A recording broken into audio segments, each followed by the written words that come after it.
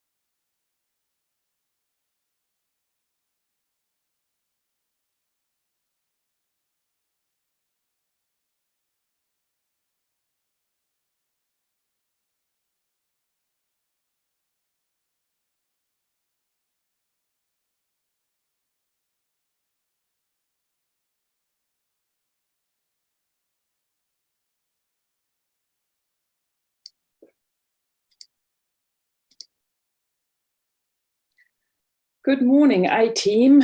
Everyone ready to go, have their coffees? Let us get ready. Okay.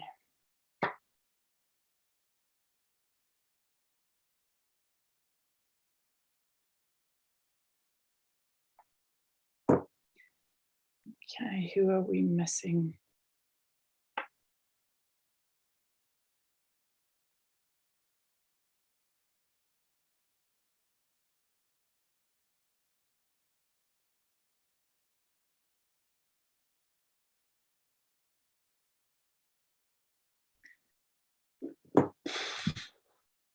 Heather, do I have control of this meeting? Let's take a look. Where are the view? Can you hear me, Josh?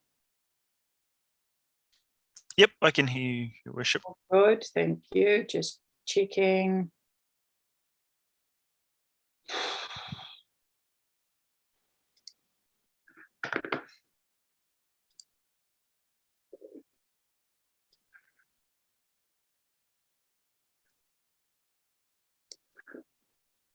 Morning, Your Highness. Okay, 1 minute to go.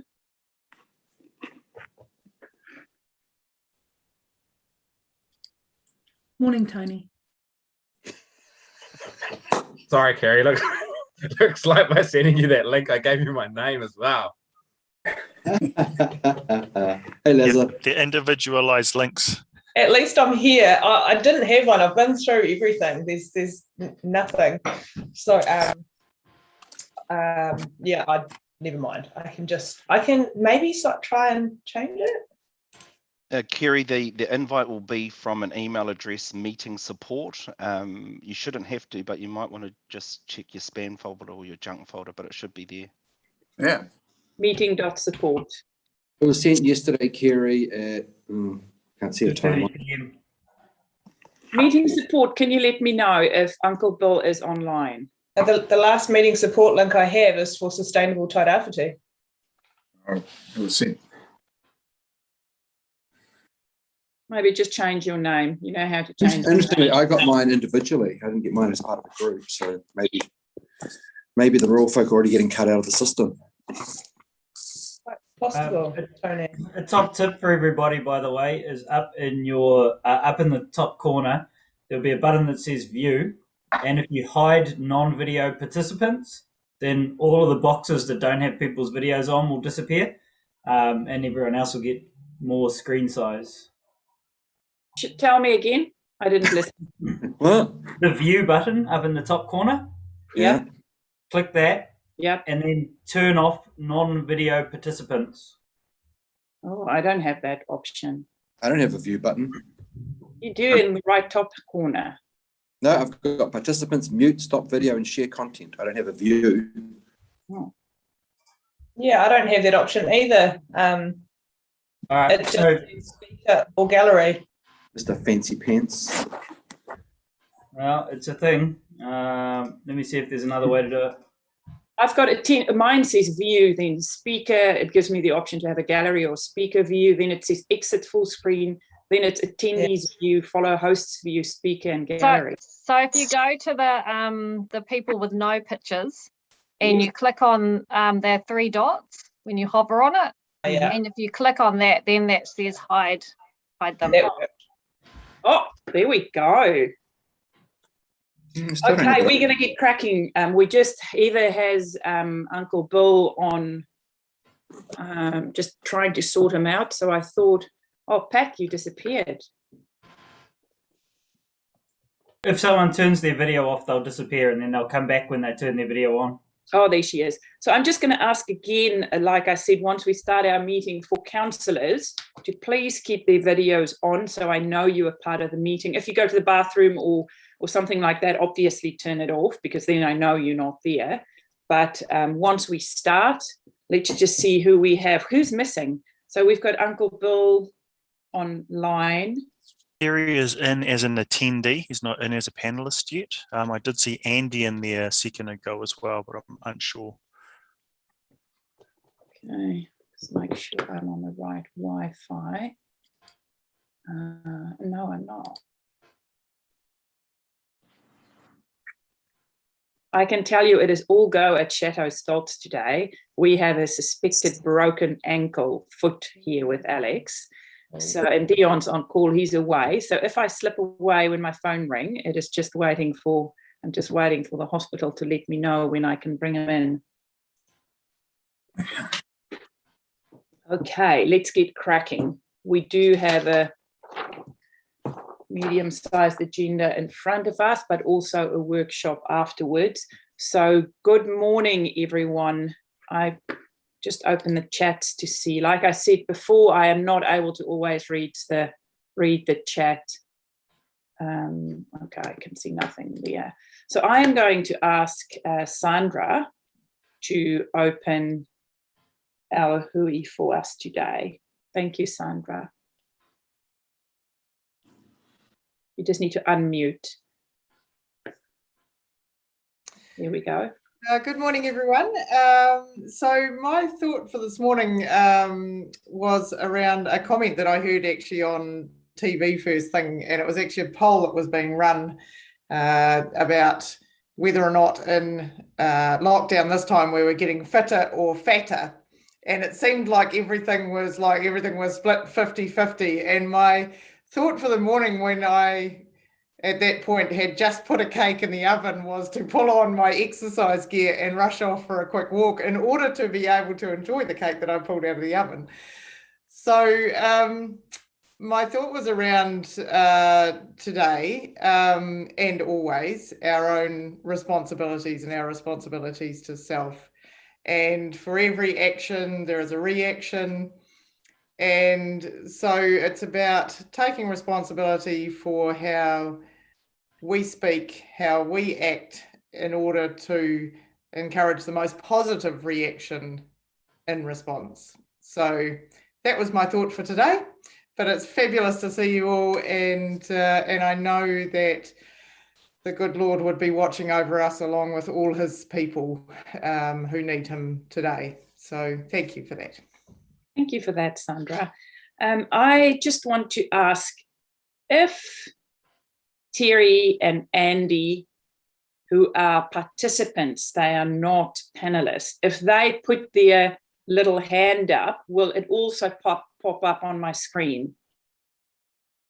Because then I need to change my view again back to have those people that don't have, how am I going to know when Terry and Andy wants to ask a question? I'm just sending them new invites to the meeting, so hopefully they'll get those very shortly. Okay. Anyway, what I wanted to say, welcome everyone in these weird, uncertain times. We are now well oiled in running our meetings via Zoom. Thank you for being here today. I want to say, just to be practical, as we go through our reports, I will, as our normal council meeting, ask our council staff who might want to say something quickly, or some of these have presentations which will then be shared. Can I please ask councillors just to put their little raised hand, use that function so I can see you hop in line on my screen so I know who's who. And then when I ask when we vote, that's when you physically put your hand up like this so I can just see everyone is taking part. So otherwise, for questions, use the little raise hand function. Otherwise, we'll use our hands to vote. But hey, I'm just going to quickly run through our agenda and then we'll get to work soon while we get our other mates online as well. At this stage, I have no apologies and no declarations of interest that I'm aware of. If you do have a declaration of interest, just put your hand up. Nothing obvious. Okay, I'm going to take us to our confirmation of minutes. I have my agenda open on my iPad. So that is page 5. So any questions or queries in regards to our minutes in page 5? So we've got 2 sets. We've got the extraordinary council meeting minutes, and then we've got the non-confidential minutes So Andy raised his hand. It did come up. Andy, unmute yourself and ask your question. Thank you.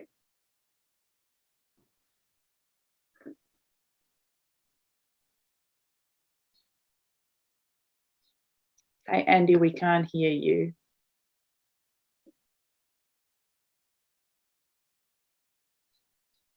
Does this come through chat? Yes. Can someone just reply to him? Yes.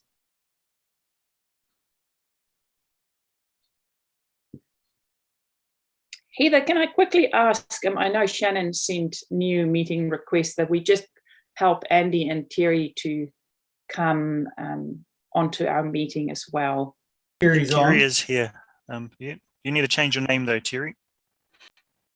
Where's Terry? There's Terry. So you just change your name, Terry, or you click on the right hand bottom, right top corner on the 3 little buttons, and then a change name or rename option will come up. Okay, Andy is still trying to get some reason I can hear and see, but okay, Shannon, you send a new link. Okay, we'll assist Andy to get online as well. Any questions? If not, I'm going to ask everyone in favour of our minutes. Hands up, please. That we. Oh, I don't have a mover or a seconder. Can I please have a mover? Councillor Bill Faulkner. moved. Thank Bill, you. Where's Bill? in the chat. On the phone with Heather. I'm happy to move or second. Okay, so I've got Bill and Sandra, all in favour. Hands up. Kia ora, thank you. Carried, and that was both sets of minutes. I ask that we move to our action sheet. Our action sheet is on page 32. So councillors, any questions in regards to our action sheet? Let me just jump to page 32. Here we go. So only 2 actions on there.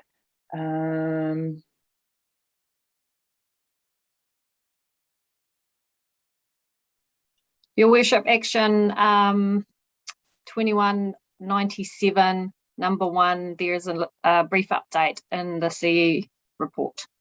Thank you for that. Okay, then we move on to our governance work plan.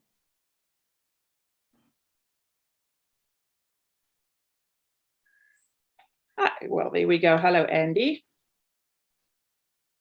No leave of absence, no acknowledgement. Oh, Debbie, yep, you go, thank you. Mute my audio, okay.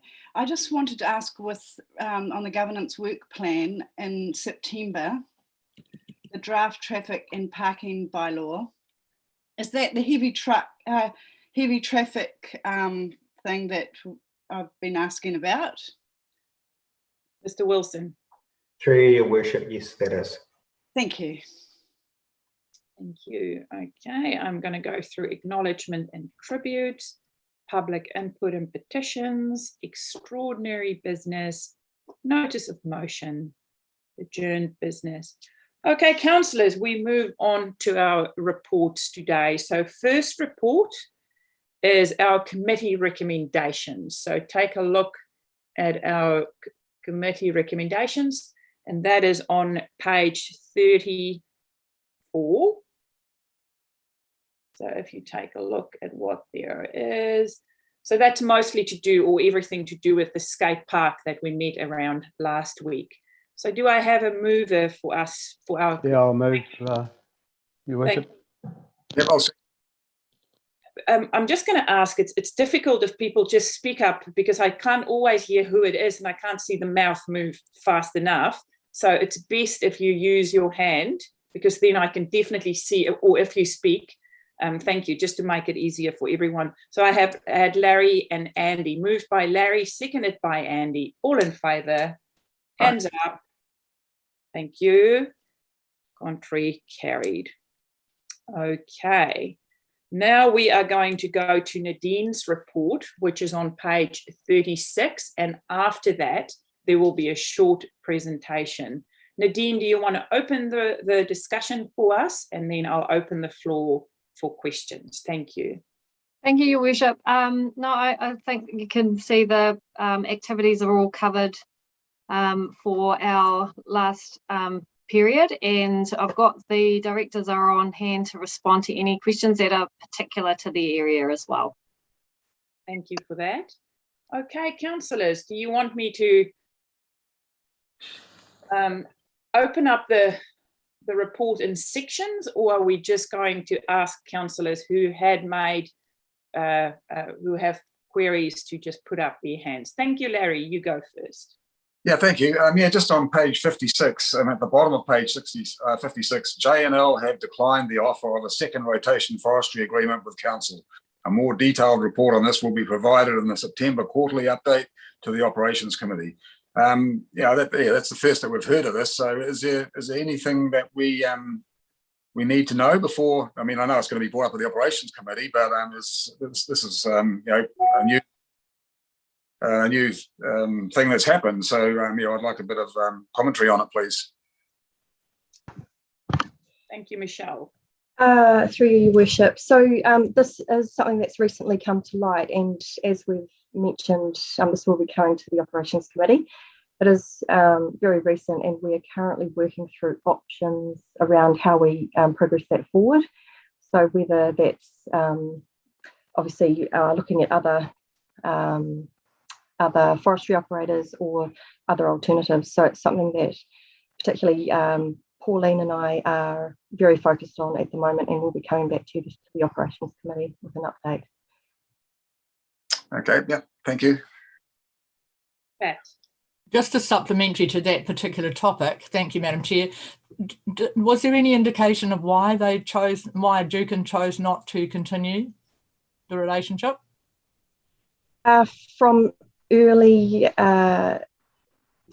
conversations, it sounds like it was uneconomic to, they felt that it was uneconomic to go into that second rotation, but Pauline may have some further thoughts on that as well. Yes, through you, Chair. Yeah, it was basically, they said that 300 hectares from their scale is too small for them going forward. And so therefore they took it out, and that was the main reason. Thank you. Thank you, Madam Chair. Kerry, then Debbie, then Tony. Thank you. Yes, sorry, I imagine there's actually probably some more questions on this, but I'll cover off the ones that I had first, and we can maybe come back to those other ones because I had flagged that as well. So on page 46, the Whānau Kai appeal, it notes that if there's no comment made within 15 days, that the decision is essentially final. I was just wondering if there had been comment made, given that obviously August 4th was more than 15 days ago. So that was my first question, and I've got another one if we wanted to answer that first. Thanks, Through Jo. you, Madam Chair, I can answer that one. So we did receive notice from Te Whānau Kai just yesterday that they have appealed to the High Court. So those proceedings are now underway. Thank you. And my next question was on page 91, talks about the Strategic Planning Act. Actually, I might have jumped out of the CE's paper. Have I? Yeah. Yes. Yeah. Have I? Am I in the next one? Yeah. Okay, sorry. We'll head back to the Juukan then.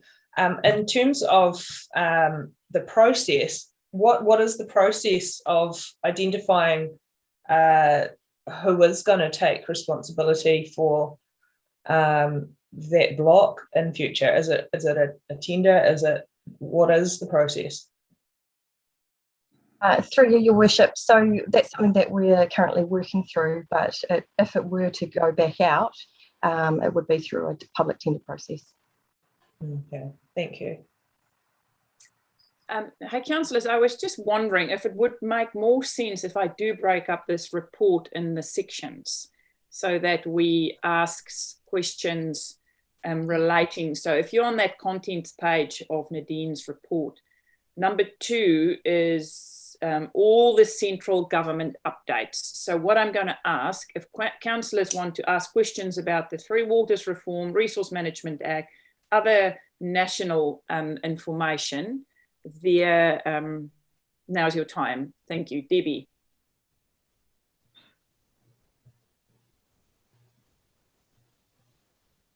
So my questions are further down, so I'll put my hand down and wait, eh? Okay, now that's all good.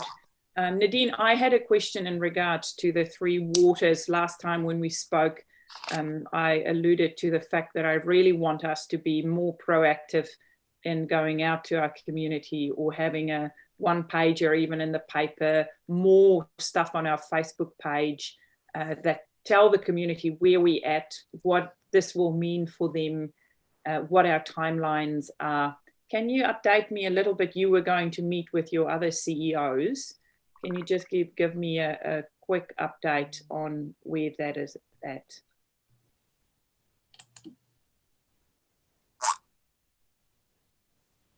Sorry, so your worship, I to be honest haven't progressed a lot of that. We've had our kind of headspace occupied in COVID and transferring, into staff. So that's something that now that we're getting into a bit of rhythm, we'll pick back up. Sorry. Thank you for that.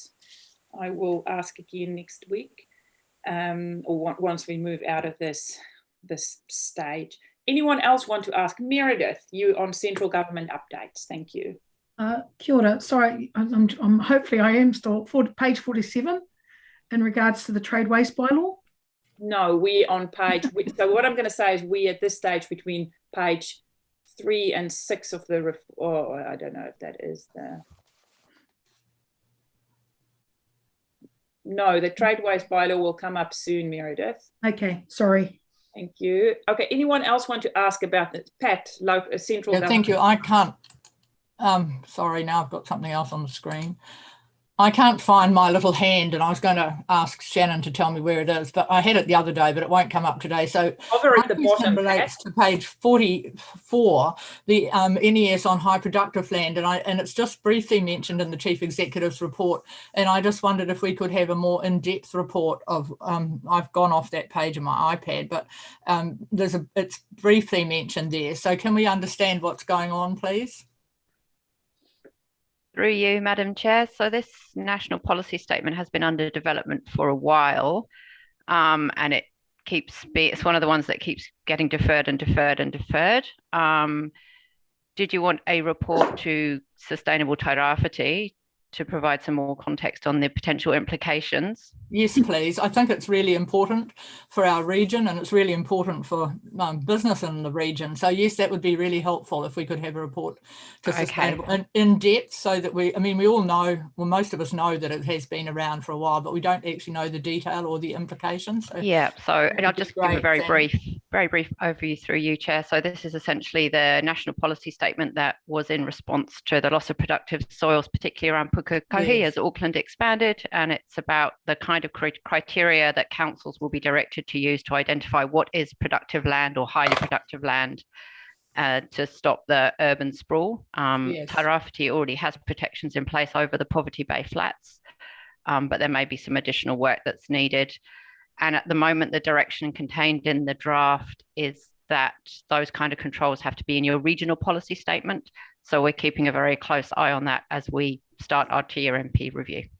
Thank you. But I do think a paper to council or to Sustainable Tairāwhiti would be really helpful. Thank you. And Madam Chair, I had another question on page 45, which related to Whānau Akai's appeal. And have we actually had reported to councillors just what the matters were they were appealing against? Or what they ended up shrinking it down to, I should say, because I think that changed. I mean, there were some treaty issues in their initial opposition, wasn't there? But so can we understand what exactly they are taking to the High Court, please? Through you, Madam Chair. So the appeal to the High Court says that the Environment Court erred when it made its decision. So it erred when it looked at the provisions in the RMA that relate to the Treaty of Waitangi, protection of cultural values and relationship with their taonga. So they've said the Environment Court made a made an error in its judgment, and that they were able to make a decision on proprietary rights and interests in fresh water, and that they also erred in the way that they looked at the evidence that the appellant produced, and that they should have made a different finding, and that we are able to cover these things in our freshwater plan. Thank you, Jo. Meredith.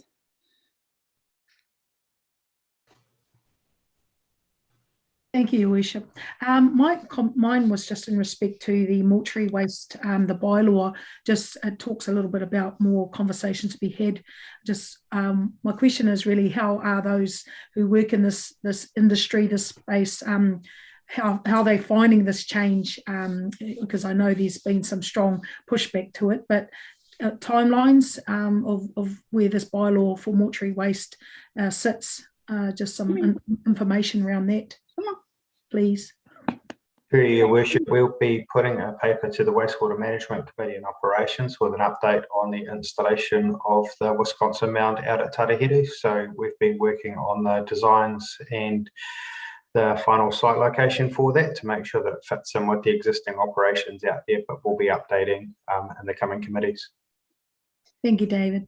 Thank you, councillors. We're now in local government and policy update, which covers local government amendment bill, water services bill, climate change, traffic, Gisborne tradeways, freedom camping, regional. Any questions in regards to that? If not, I'm going to move to the next. Oh, there we go, Pat. Oh, you need to unmute yourself.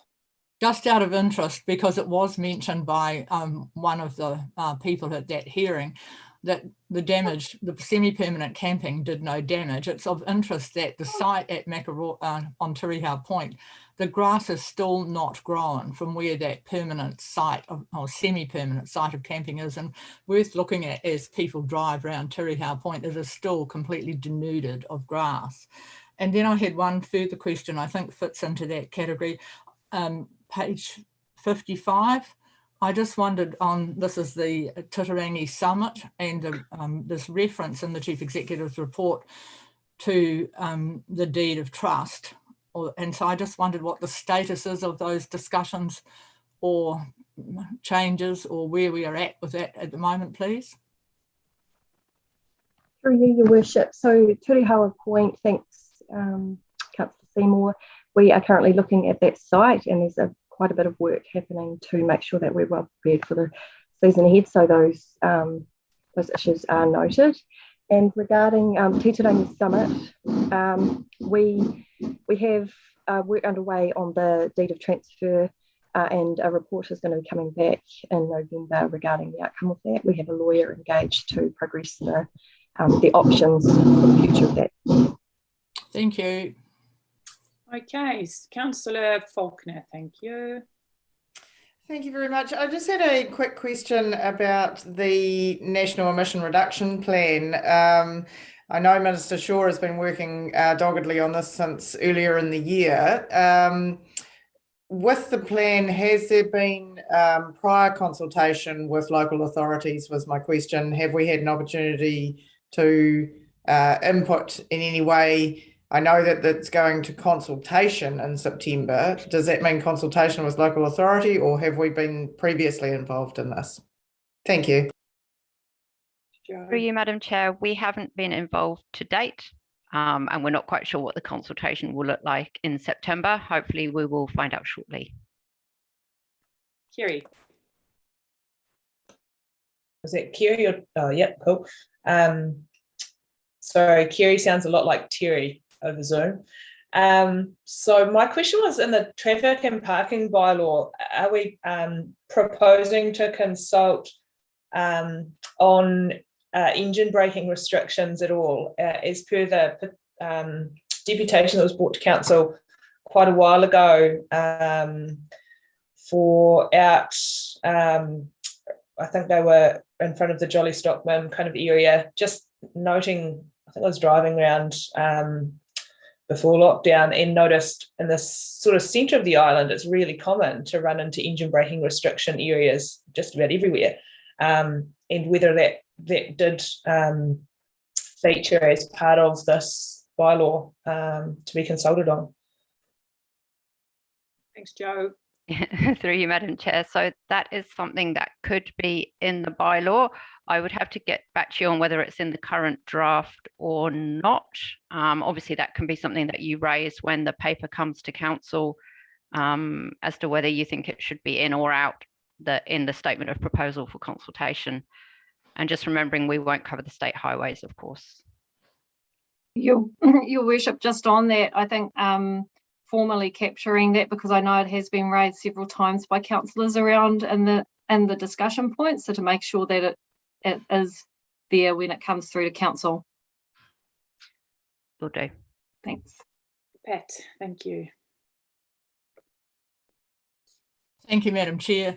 Mine is on page 60, and I see under the external funding applications, if we're on that section, that the anticipated funding for the responsible camping fund was declined. And I know for the last 2 years we've used that money for our monitoring of freedom camping. So can I ask through you, Madam Chair, what are we going to do and how will that be funded, and what plans do we have for summer 21-22, please? Especially since we've got a new bylaw now in place. Thank you. Oh, sorry, I can't see you, Helen. Through you, Madam Chair. So at the moment we are using the vacancy fund that we get. So when we have vacancies in our area, we build up some money in our budget, and we're using that at the moment to ensure that we have staff for the summer to enforce freedom camping. Thank you. Thank you for that, Pat. I am concerned that I have not heard of Bill. Does anyone know where Bill is? Heather says he's on her phone in the chat, which Heather, is Bill on your phone?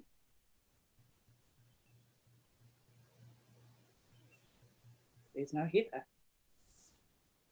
Yes, okay, no, that's all good. So Heather, just text me or raise your hand when Bill wants to ask a question. Okay, let's move on to Larry. Thank you, Larry. Yeah, thank you. I've just at the bottom of page 62 on National Land Transport Program, just the intersection at Peel Street and Palmerston Road. And I know it's going to the Operations Committee, but I just want to comment that that intersection has never worked any better than what it is at the moment without the traffic lights. Even at peak hour or the farmers market on a Saturday, the traffic flow there at the moment is unbelievable. There's just no cars being held up whatsoever. So it has never been more effective than what it is at the moment with a small roundabout with a lot of cones there, even stopping other different activities. But it's the right-hand rule and it works really well. I know there's pedestrian crossing concerns, but with the proposal of putting little islands in or whatever to help pedestrians across that intersection, it's a no-brainer. So I'd hate to think that we're going to go back and look at replacing lines and wires for traffic signals when the obvious is so plainly obvious. So maybe a bit of a comment on that, please.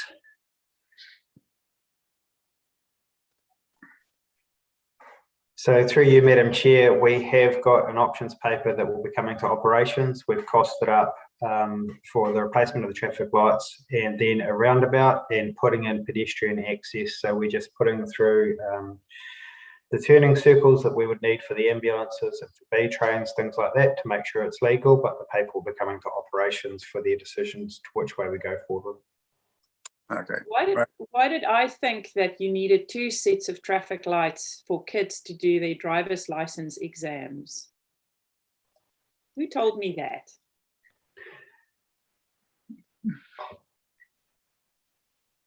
Might have been me. Oh, is it true or is it not true? That's what I'm after. Through you, Madam Chair, we haven't been able to confirm that at all. So because we don't want to do something that stops our kids from doing their driver's license in town. So we just need to make sure that we can still be accredited as an area where we can make sure our local kids get their driver's license done. Mr. Wharehenga, then Councillor Gregory, then Councillor Akuhata Brown. Thank you. Well, thank you very much, Your Worship. Just in regards to the roundabout corridor that Larry brought up, it would also be great if the data regarding crossing that area, particularly for elderly, could be included in that as well, because I agree the traffic flow is better, but I've heard from our elderly community it's more difficult for them to be able to cross that area there across those 4 different ways, just because traffic's flowing more freely through there. So it would be great if that port was able to speak to that as well. I did want to ask on page, it's in regards to Waiapu Kokahuhua. There's a part in there, it's on page 50. It's a part in there which, it's the last sentence. We've had very little traction with MPI contributions to date. Hear that, but it's the last half of the sentence that I really wanted to get context on, and whether MPI represent the Crown in the fulfilment of commitments. So what are we trying to say in regards to that? So through your worship, under the Waiapu Kokahuhua, we have a tri-party agreement. That agreement outlines the specific responsibilities of the parties, and so the question around that is whether that commitment provided from MPI is being fulfilled. So that's really basically what that's saying. Okay, yeah, no, that makes much more sense, because I read it from a fulfillment perspective. I was thinking, of course, MPI would be the ones that would have to fulfill that, but you're questioning whether or not their commitment into that space has actually fulfilled their commitments on behalf of the Crown. Yeah. Okay, no. That's me, Your Worship. Thank you, Councillor Gregory, and then Councillor Worsnop, and then Councillor Cranston. Thank you. Thank you. I also wanted to speak about the intersection and fully support what Larry was just saying. I use that roundabout a lot and never seen it going so well. And also I've had a lot of people talking about it to me, asking to make sure that it doesn't go back to lights.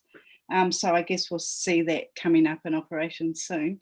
But also on page 56, with regards to the biodiversity, the Wainaki Transformation Program, I'm just wondering, is COVID, this lockdown, I guess it's impacting on the planting that was hoping to get done by the end of August, or is that able to be done because it's an area where there's nobody else? So through you, Your Worship, we at Wainaki have been unable to get the contractors back out to plant. It's around about 3,000 native manuka, and we have made the decision to not go out just for health and safety reasons. The number is relatively small comparatively, so and there's still a chance that under level 3 they may be able to go back out and plant those natives. So not all is lost, but under level 4 we felt it was appropriate that they stay put. Well, thank you. Councillor Cranston. Yeah, thanks for that. That's I'm not sure what page it is. I haven't got it open, but on the matter of we've got lots of public conveniences that we need to upgrade or even replace, and I'm just wondering whether we've kind of re-looked at our due diligence on toilets, because we're always really surprised when the bills come in for the toilets. As you know, I go down south quite a lot, and I've been sort of looking at the situation down there, and I've got several photos from different locations down there of high standard, easily cleaned and absolutely fit for purpose toilets, which are considerably less than the money that we seem to be spending on toilets, and they are in very remote locations quite often. And so just every time we have had anything to do with toilets, we're always very surprised with the dollar amount. So I have actually been through an exercise with some people down there where I've asked the costs of them. So I just wonder if we could do a bit of due diligence on whether we are getting the best bang for our buck with the public conveniences, since on that report it does seem like there's quite a few to be replaced or upgraded. Through you, Your Worship, I'm happy to have a look at those options that you've provided or that you've got, Andy, and come back with an update. All right, I'll get back to you on that. Yep. Thank you. Thank you. Councillor Akawata-Brown. Yeah, just respect to all those who've spoken already to the Peel Street, roundabout traffic light changes. I have had some elderly residents beg me to ensure that their concerns around traffic movement is taken into account. So I'll leave it there. I know others have shared that, but when Larry was speaking to that, I recall an elderly person asking me to ensure council doesn't forget about those who need extra support crossing a road. But I wanted to ask on traffic bylaw, and I guess I'm asking Mr. Wilson, we have a number of young people that do donuts across the road here by the Olympic pool in that piece of field there. So often it's ripped up, and I just wonder, it happens often too down opposite the skate park in that space. But within the bylaw, is it a police matter, or are we able to add that in respect to public property being used as a burnout space for young'uns? It mostly happens in the night, obviously, but yeah, just that was an issue raised to me by a citizen. So Mr. Wilson, donut burning rubber in reserve space, what do we do about that? Through your worship, it's a police matter. It's illegal now. The bylaw's not going to change that. Okay, thanks for that. And my last, we've moved on to page 49 is relationships. We're in that space, Madam Mayor. Yes, we are talking about relationships as well. I've been a little bit slack with my sections. Thank you, Tony. Okay, I just wanted to thank our CE and really, appreciate and commend her work in this space with regard to tangata whenua and te tiriti relationships. I really feel heartened to see the multitude of spaces that we are as a district council moving in and talking with and navigating this space. So I just wanted to thank our CE and staff who are working with a number of iwi hapu groups that want to see more relationship between council and themselves. And I know the negotiations are constant and continue, but thank you so much for the number of reports in here that I sense for me show us really working hard and tirelessly to ensure a relationship with our treaty partners is a priority, and with all due respect to everything happening around the nation. So thank you so much for all that. And one of them regards to the hapu in Tokomaru Bay, I had the opportunity of attending that, so I was grateful to see we're continuing in that space as well. But mostly overall, thank you so much. Kia ora. Kia ora, thank you for that, Councillor Akawata-Brown. I have got a whole panel here. Councillor Worsnop, then Sheldrake, then Wharehinga, then Robertson, then Hughes. Let's go. Awesome, thank you. Sorry, you've just got to the point where all my notes are. So I am wanting to raise on page 51. I know we've had some previous email backwards and forwards about what happens in the consultation regarding the representation review, and that we are more or less holding to our plan regardless of lockdown. My question is, what would trigger a change in that approach, even if that change is where we're allocating resources? Because having what is largely, I think, a radio campaign and probably a lot of online media, it doesn't necessarily reach probably reasonably large proportion of our population.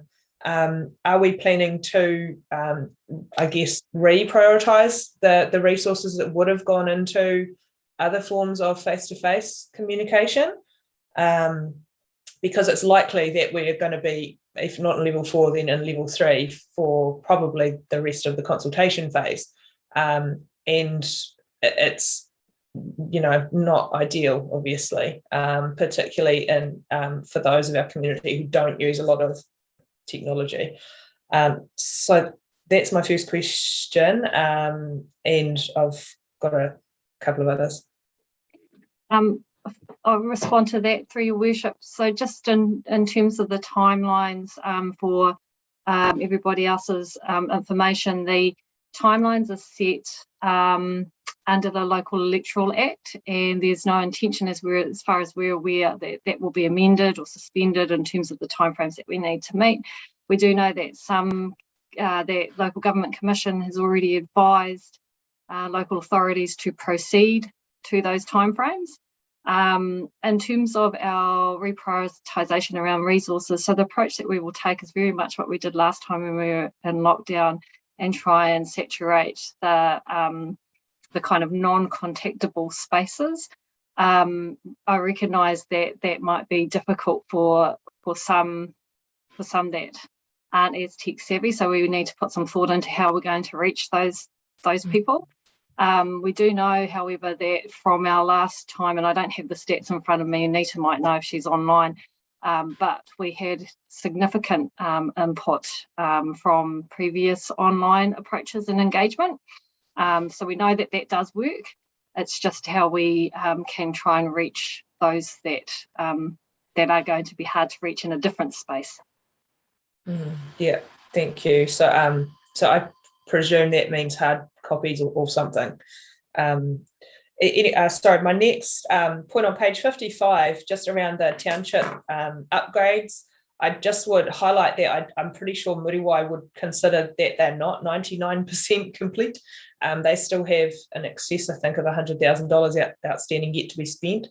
And just, yeah, I acknowledge the fact that it's likely that that will be, delivered reasonably quickly if they can finalise what they're doing with the rest of that money. But just please don't move on from them yet because they're not finished. And on page 55, the TRMP process that we are launching into, I wanted to ask how we are resourced in terms of our human resources in this space, because I know that was flagged a long time ago as potentially one of our biggest challenges was finding enough people whose skills were in this area to deliver the work. Are we well resourced in this area, or are we needing to do further recruitment? Yep, that's one question. I've got still another one, sorry. Through you, Madam Chair, we have further recruitment to do. So as you know, Ben Bunting, our strategic planning manager, recently left. So that's a role we need to fill.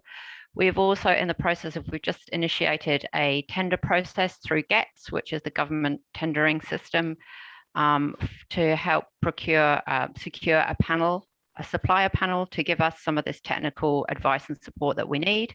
So we've just initiated that, and that process will run for another couple of months. But that should give us a supplier panel we can then draw from as needed to provide additional support to our internal resource. All right, thank you.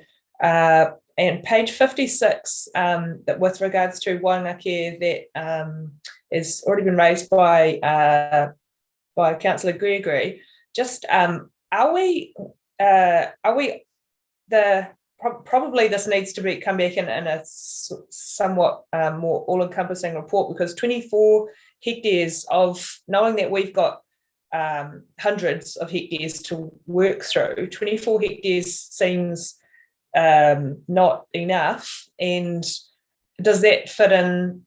How does that fit in with our aims to date, I suppose, relative to where we'd planned to be? Or is it intentionally a small area of planting, and is the rest being allowed to naturally revert? Just in terms of, I suspect that we probably need a better understanding of how that work stream is progressing against how we thought it was going to progress. What could I get some feedback on that? Through you, Your Worship. So for all intents and purposes, the program is tracking as planned. So this is a year of activating the teams, getting recruitment underway, and obviously we've just recruited 2 supervisors and are partway through recruiting a number of field staff. So that's all in train. So that planting amount is as per the plan.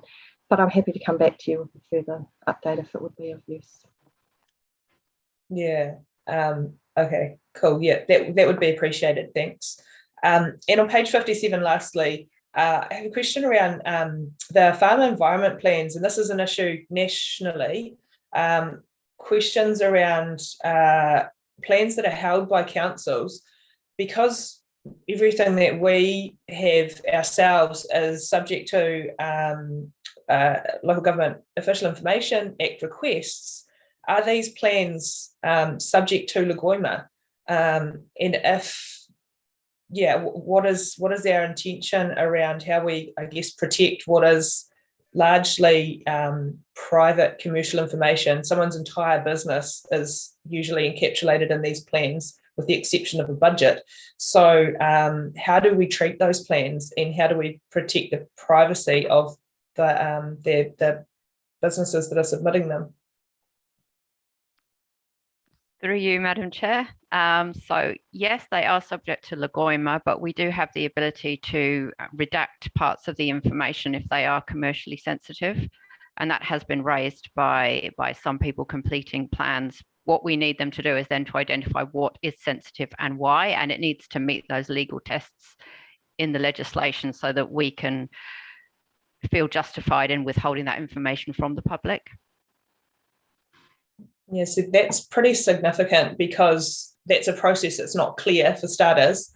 It's also likely that it would be quite difficult to for an individual to know exactly what against the Act is possible to be redacted.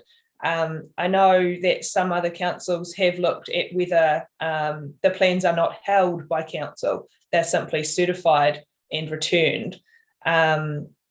And I really advocate that we do some work in this area, because at the moment there are some examples, probably more so in Southland than in this area, where essentially whatever the council holds with regards to land management becomes a treasure trove for activist groups to have a field day, basically, and that makes, you know, businesses and families quite vulnerable.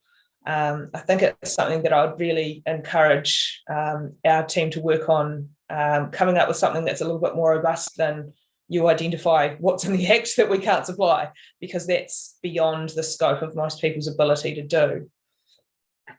I'll pass that on to the team. It's more that we ask them to identify what's sensitive, and then we apply that lens through discussion with them. But I'll pass that on to the Farm Environment Plan team.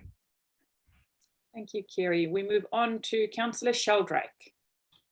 Thank you. Sticking with science, Joe. Page 56, the science team are developing a groundwater model for the Poverty Bay Flats aquifers. Can you expand a bit on that, please? What's being undertaken? So it's a modelling exercise. So it models sort of the geomorphological layer underneath the ground, and then it's looking at water quantity at the moment rather than water quality, although that is something that can be added on later. So it models sort of what it looks like underneath the ground, and then the water flows. Also can look at things like saline intrusion.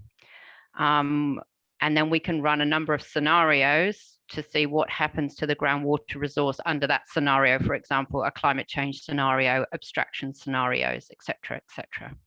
So pretty involved. Pretty involved, yeah. Thank you. Thank you, Councillor Wharehinga. Awesome, thank you, Your Worship.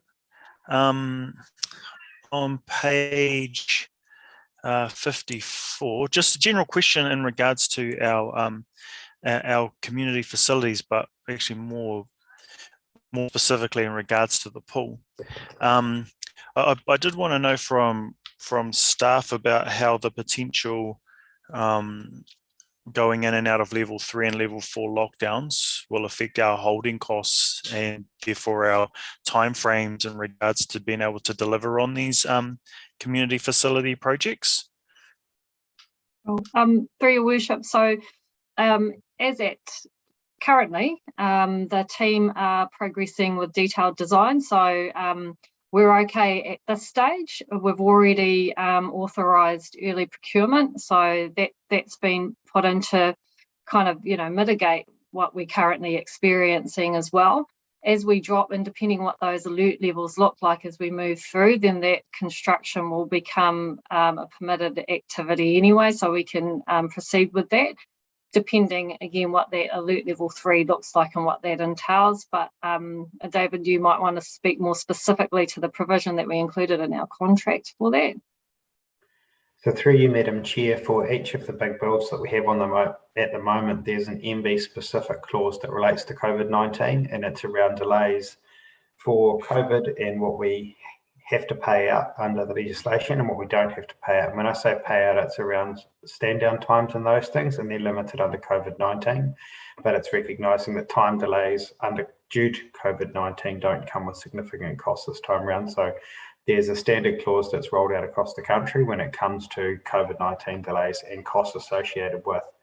The only thing that I'd flag is in particular for plant and material that's coming from some of the big centres that are affected by COVID-19 or things coming offshore. We're just not sure of the knock-on effect for delays for materials, just with ports and everything. So we'll just have to wait and see what happens. So other than materials, are there any other big risks or other red flags that we should be considering? The only other thing is that we would look at in terms of the milestones and the invoicing. So if there's a delay around that, we would need to start negotiating with CIP how we want that to flow through in terms of payment. So that's another one that we've been working through from our end. It really just depends on how long this goes on for, when we know whether, how far in the we would be. So yeah, because my concern isn't just during this level 4 lockdown, it's in the impending 1 or 2 that we may have in the future as well. So just kind of asking the broader question early, so that we can juggle the balls better a bit later on. I have some more questions, but I'll ask those when we get to those parts of the report later on. Thank you. Councillor Seymour and then Councillor Faulkner. Thank you, Madam Chair. And my computer completely dropped out just at the point that Kerry was asking about the communications and how we're going to do the consultation with respect to representation. That's not my question, but I just want to make the point, we can be trucking on fine and then suddenly it just, our connections just drop out. So some people don't have good connections and Bill can't even get on. So we do need to remember that. And so to continue that question, I think that I read we're going to do a mail out to everybody anyway. Is that correct? Thank you, Nadine. So and my other question was, it's page 54, with respect to public conveniences. So have we, if we didn't get the tourism infrastructure funding for the monitoring of freedom camping, have we actually received tourism funding for the public toilets? And if so, for Tokomara Bay, have we had some community discussion around that and the exact location of that convenience at the Tokomara Bay Wharf, please? Through you, Madam Chair, I don't believe that we have, but Michelle might be able to confirm that. Through your worship, so we've been having several discussions with community members around that location. I think we're clear in terms of what the Tokomaru Bay community want and the type of toilet that they want. So we just need to pick that back up once we come out of lockdown, so that we've nailed down the site, because there's been 2 that have been mentioned down at the wharf. We've nailed down the site and put the plan in place to construct this year. And there'll be other matters, so perhaps we could have a community meeting at which can all be shared. Yes. Your worship, part of that was we had planned to circle back to the community for the civil defence recovery plan after the floods, so that we would include all of that discussion in there as well. Great, thank you. Thank you, Madam Chair. Thank you, Councillor Robinson and then Faulkner, and then we're going to wrap up this paper. Oh, that's quick. Okay, my question relates to Titirangi Summit. That's page 55. Let me just find it. Yeah, okay, so the bottom sentence, last sentence of that bit there talks about the future ownership options, the deed of trust, and the approach to resource consents are all being currently worked through. And I heard someone say earlier, sorry I didn't pick up who it was, that a lawyer has been appointed. I sent a query on the 11th of August to the CEO. I don't seem to have had a response. And my query was prompted from the paper that Ngāti Oneone presented to us when they spoke to us at that hui. And it was around about the transfer of ownership or control of the whole rohe between 1920 and 1930. Can someone confirm if the independent lawyer who's been appointed to look at this has got the brief to inquire as to the history of the possession / ownership of the Maunga and the harbour area? And also, when we go to public consultation around the new facility, do we need to publicly consult if there's to be a decision to, say, return the Maunga to Mana Whenua, or discuss a mixed ownership model, or what? Those are my questions. So I might respond to that through your worship. Sorry, Councillor Robinson, I did action that email, and the questions that you raised have been put to seek further advice around that. So that has been covered in the request to the legal advisors. Thank you. But we don't have an answer on that yet. But. And as to going out to public consultation on a potential change of ownership, is that something that would occur with discussions on the proposed facility on the hill? Which I can see from here. Through you, your worship, I would anticipate that would be part of the process, but we're yet to go through the actual methodology around how that will unfold. All right, and you would expect an answer back from your independent counsel when? So we are intending to report back to council in November, at the November Operations Committee meeting. So we will have an update for you then. All right, but it's intended to file the resource consent application shortly, isn't it? So are we not running before we're walking at this point? If you're reporting back to us in November, there are planned other significant stages, like the resource consent, going to be happening between now and November, aren't they? They are. So we're submitting lodging resource consent late September, but we don't see that as materially impacting on that conversation around future ownership options. It is the resource consent in itself. Okay, thank you. Thank you for that, Sandra, and then Councillor Wharehenga. Thank you. Thank you, Your Worship. Probably a question for you as much as anything. I wanted to discuss further the representation review, but I note your wish to wind up this particular paper. I suspect there is more discussion to be had here. Would you like me to raise this question now or in general business as we had discussed by email?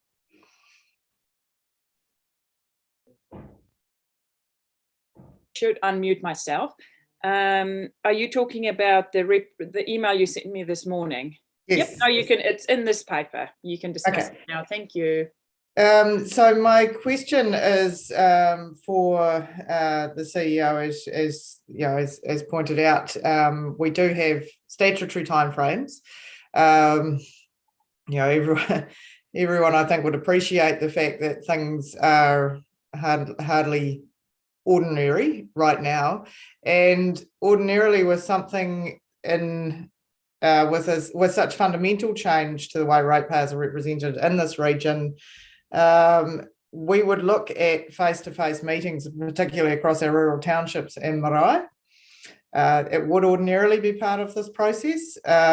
We obviously are unable to hold those, and given that the proposal includes the loss of dedicated rural representation, which is basically what your rural councillors would be doing, how do we ensure that the voices of those people, not only the engagement is there, but also that their voices are heard? I think that's rather interesting that we find ourselves proposing something that the very people that it's impacting on are not able to engage with in the way that they would ordinarily. Thank you. Yes, through your worship, I mean, what we are doing is trying to ensure that we can reach as many people as we can safely. I mean, it's no all other councils are in a similar situation. And I hear your concerns in terms of that, but it's something that's not within our control to be able to mitigate in terms of the alert levels and being able to have those hui. It is what it is at this time. And so trying to use the mechanisms that we used last time when we had the annual plan approach, and yes, the legislation changed in that time to make it, to enable us a bit more flexibility. But we will be providing hard copy information to rural residents so that they can also submit on things that concern them. We will be using social media channels. We do know that our marae, they're connected as well. They have Zoos all the time on particular issues. So we would also welcome any suggestions that you might have that would assist in reaching in a safe way our rural residents as well. No, I thank you for that. I just wanted to flag it because it is a very fundamental change to the way people are used to engaging with us, and I quite hear you on the safety aspect of it, but it's just something that I would like to keep front of mind. Thank you. Thank you, Sandra. Councillor Wharehinga and then Dowsing, and then we're going to have a little coffee break. Well, thank you, Your Worship. Just on page 61 in regards to the Wainui Cycleway, I want to acknowledge the mahi that the staff have done in order to be able to bring that down Crawford Road. I just wanted to ask, there was a specific undertaking in conversation with the residents around traffic calming measures and planting of bollards and things like that. But in the report, it notes that the work is expected to be completed by the end of August. Where does those things that were spoken with the community about, where do those things land inside of this work plan? So through you, Madam Chair, the planting, we're looking at the positions for that when we put the raised crossings in. The raised crossings aren't part of the work to be done by August. They're the next part of work because that needed a bit more consultation with the community and the designers to exactly where those raised crossings were going to go. So they'll be part of that second part that's included with that.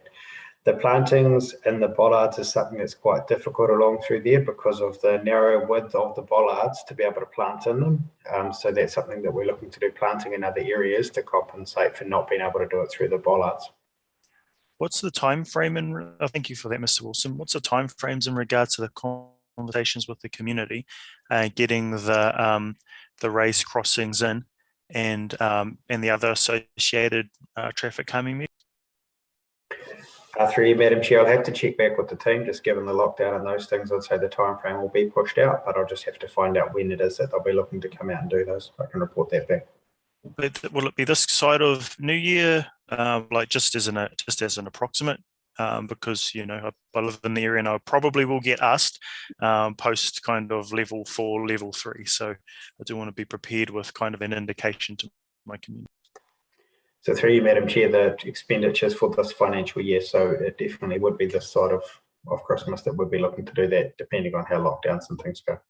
Okay, awesome. Thanks very much, Mr. Wilson. Thank you very much, Your Worship. Thank you, Councillor Dowsing. And then we're just going to ask Jean to update us on the presentation, and then we will break. Thank you. First of all, I just wanted to comment that the LiDAR dataset map that was in our report looks amazing. The image that's there for the water flow coming out of the Waiapu is cool. But I wanted to just ask a question around the Wairakei Transformation Project, and not specific to the paper, but just in relation to the project itself. There's a speaker series on in about a week's time called Recloaking the Whenua that Manu and a few others are organising. Have we got a presence at that?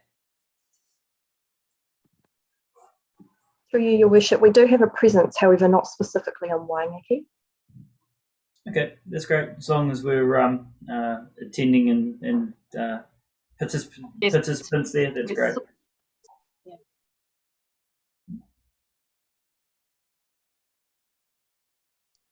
Thank you. Okay, we are nearly there. Any more questions in regards? No, I said we're going to stick to the sections, and then I just didn't do it. Any other questions in regards to Nadine's very thorough report? I do want to thank you, Nadine. They are good updates just to show us where things are tracking to. If there are no other questions, I'm just quickly going to ask Jean, because we will break before Jean's presentation. Jean, if you can just quickly give us an update, and then we'll take a little break.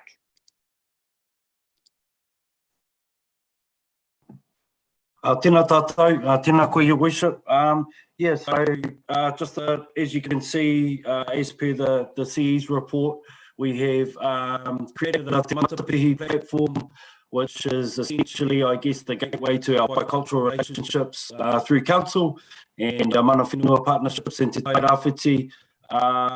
It is really probably the first and most important value add I think that this platform brings to us as council is cultural safety. Cultural safety of obviously us.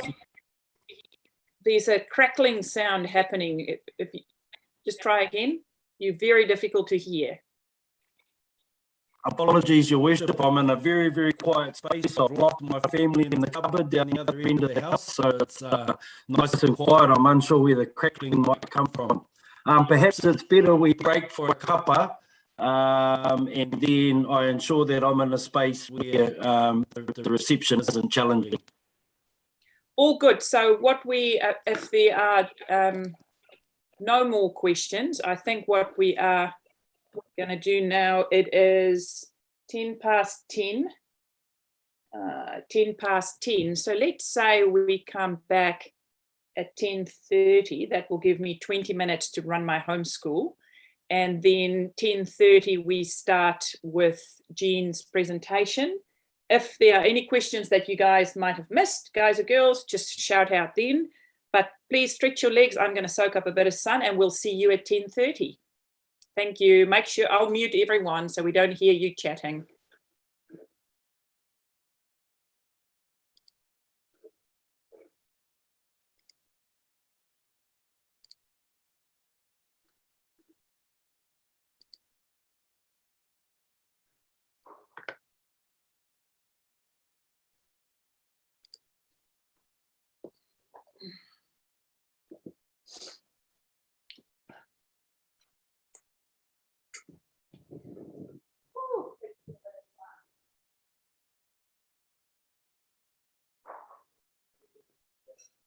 Nita, je net 15 minuutjes, we kunnen gaan staan.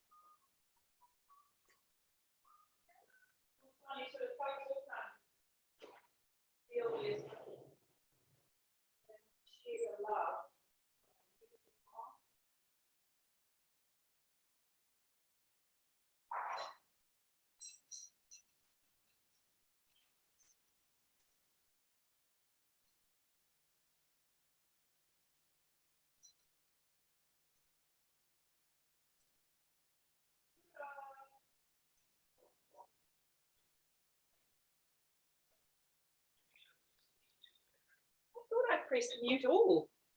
Thank you for that. Sorry, just.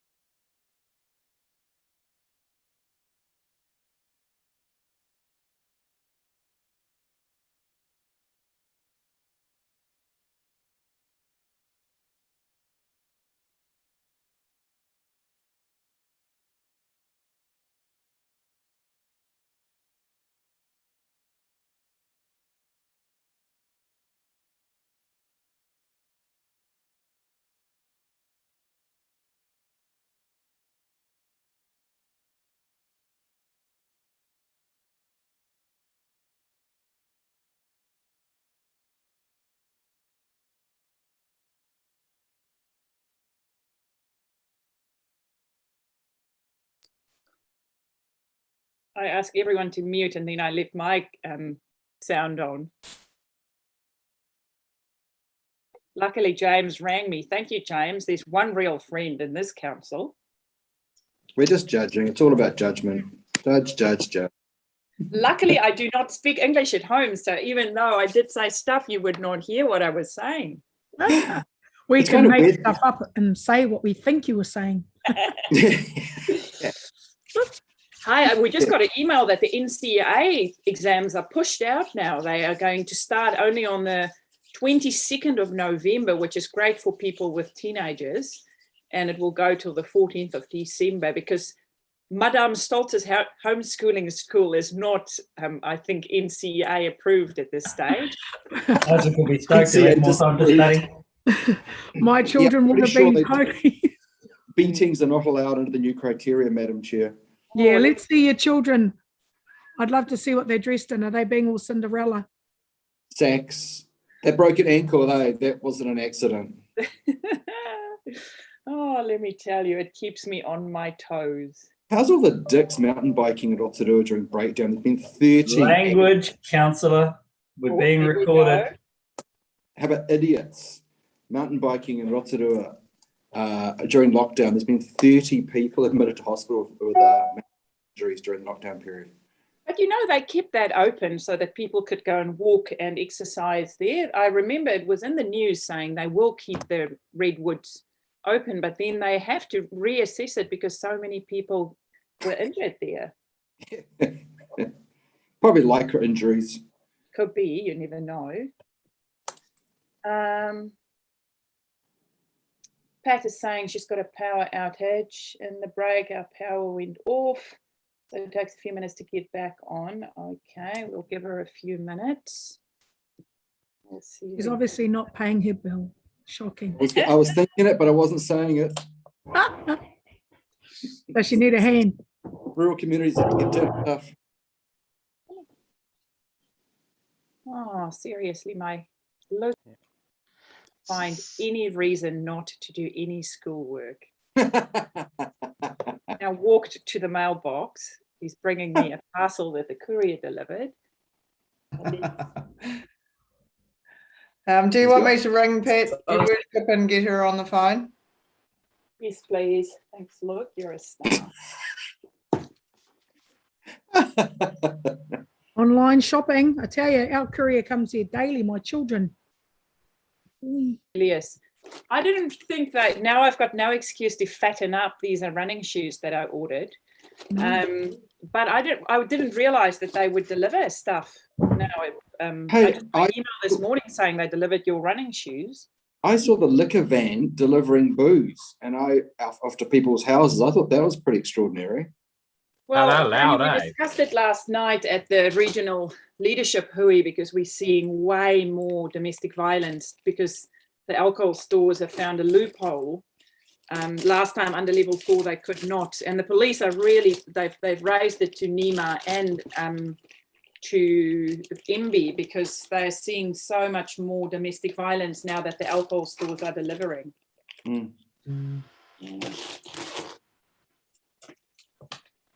Is that on? No, she's not on yet. ASICs, good shoes. Show you these babies. Get back to basics in your ASICs. Wow. You won't be running me over with your car because you'll see my laces coming. Well, we'll just see the shoes. I'll just run with the shoes. Well, 19 people have viewed your shoes, Madam Mayor. In order to those of you that are watching and listening to us chat while we try and organise all of us getting back on. So I have we're not live. I have Councillor Seymour on the phone until such time as her system is up and running again. Okay, so we are live at this stage. So let us get back to business while we wait for our colleagues to hop back on. Meredith, your hands up. Yeah, I have a question. Is the break over yet? Question, then we're going to move to Jean, who's going to take us through our presentation. Thank you. So I'm asking my question. Sorry, I forgot to in the previous time frame, but it was just respect to climate change. So on the CE's report. So I'm not sure. Is everybody back? our CE particularly. Yep. Okay. I just, when I look through the 5 principles of the climate change that Minister Shaw has noted, I just really wanted to ask, and I do ask it often, where rail in our region sits, because I see it mitigates a number of those, well, meets with those principles in my personal view. But I often note that Regional Transport Committee and the regional transport plans, rail sometimes sits in it and sometimes it doesn't. So I still would like to have it noted that rail within our region does meet, I believe, a number of those principles that Minister Shaw has discussed. So that was one thing, just to note, as a council who support the rail, as our last motion, where's that, have we got that anywhere within our framework, just in there, because of the situation we're in now with more talks to emissions and transitioning into a better climate change way. So that was my question, was just where's rail? Is it still in our council's framework? Where does it sit? So through you, Madam Chair, so obviously looking at transport emissions will be very important for Tairāwhiti. It's a big component of our regional emissions, and rail is one way to respond to that. There is something in the regional land transport plan about rail as well. Obviously that doesn't fall within our remit to fund, so it's really dependent on national funding whether that progresses or not. Thanks, Joanna. I guess I just want to maintain that it still sits within there, because there are people working behind the scenes and making movements in that space to write to ministers, particularly the 2 in our region. And my last question, Madam Mayor, was just, I was trying to look through the report around domestic waste. We had submission made around waste to energy, and I wondered where we sit with that framework in the future strategy of how we manage our own waste here in Tairāwhiti. Because concerns again raised as to how we deal with having it shipped out of town, cost effectiveness, efficiencies, etc. So where is that consideration to waste energy within region? Thank you. Mr. Wilson. Through you, Madam Chair, that's through our waste management and minimisation plan, which we're going to bring back to the committee later in the year. And that's in conjunction with the waste contracts going back out to tender later this year. So the 2 will feed into each other, because whatever you decide through your waste management and minimisation plan will then fold through it into the contracts that we'll be taking out to market later in the year. Thanks, Mr. Wilson. Thanks, Madam Mayor. Okay, councillors, we're going to move on to the end of the CE report, where Jean is going to guide us through a presentation. Thank you, Jean. We are in your hands. Tēnā anō koe, Your Worship. I'll just check that this time I can be heard and I'm not fuzzy. And perfect. Ka pai. Oh, kia ora tātou. So again, as I started mentioning before, probably the biggest value add around this Te Matapihi platform that it's going to bring to our organisation, and in particular our treaty partnerships, is the cultural safety of our staff, and absolutely the cultural safety of our mana whenua partners alike. So I certainly wasn't part of the GDC whānau at the time, for example, of like Endeavour's kaupapa and big ticket items like that, where we have potentially found ourselves in a little bit of hot water over probably the way we've gone about consultation or working, or just the mechanisms that we've traditionally used as a local authority when servicing our treaty partnerships in particular. So the Te Matapihi platform was well in development prior to my arrival, but since arriving at the beginning of the year, it's certainly been a project that was priority, top of the list, to get out, provide for our organisation in an effort to really start building, I guess, our capacity as treaty partners, and really start to, I guess, uncover the potential that sits within our Tairāwhiti Piritahi policy that you guys as a council have all sort of endorsed and signed off. So I'm just going to take us for a bit of a quick walk around the Te Matapihi platform itself, so that you as councillors get an understanding of the resource that's available to our staff internally, and then we'll see if there's any questions at the end. So please bear with me while I sort out our technology. So we all thumbs up if we can see the screen I'm sharing. Oh, kia ora tātou. So again, a nice basic tool. As you can see, when we land, and as per the brief in the CE's report, it's all about cultural safety. We have the luxury of an interactive map on this website that really starts to give confidence to our staff around statutory areas of acknowledgement, and you'll just have to wait a little bit as this loads. I'm that far away from Tūranga at the moment, that's probably the challenge. But statutory areas of acknowledgement for our mana whenua across the district, you can zoom in and out of this aspect of the resource to identify spaces where we might be working, and most importantly, overlapping interests, because often we can think, because we have a defined area, a statutory area of acknowledgement, that we're safe in dealing with, for example, Te Aitanga Mahaki or Ngaita Manuhiri, but this really gives a nice overlay for our staff and really encourages, as we all know, overlapping and neighbouring interests within our iwi and hapu groups, and it's a really good opportunity for our staff to be able to socialise this stuff in-house before getting out, I guess, out in the community, out in amongst marae, hapu and iwi, and maybe having to learn on the spot. There's a saying in Te Ao Māori, it says kawe ako marae, and what that basically means is that the marae is not the space to go and learn how to hone your craft. Actually, you should be preparing yourself elsewhere so that when you get to the marae, you have the puking and the skills you need to be able to manage that space appropriately. We have a submit engagement form, and what the submit engagement form encourages is our staff are all required, all projects that are occurring alongside mana whenua, all our staff are required to fill out a brief engagement form, which is linked to our Māori responsiveness team.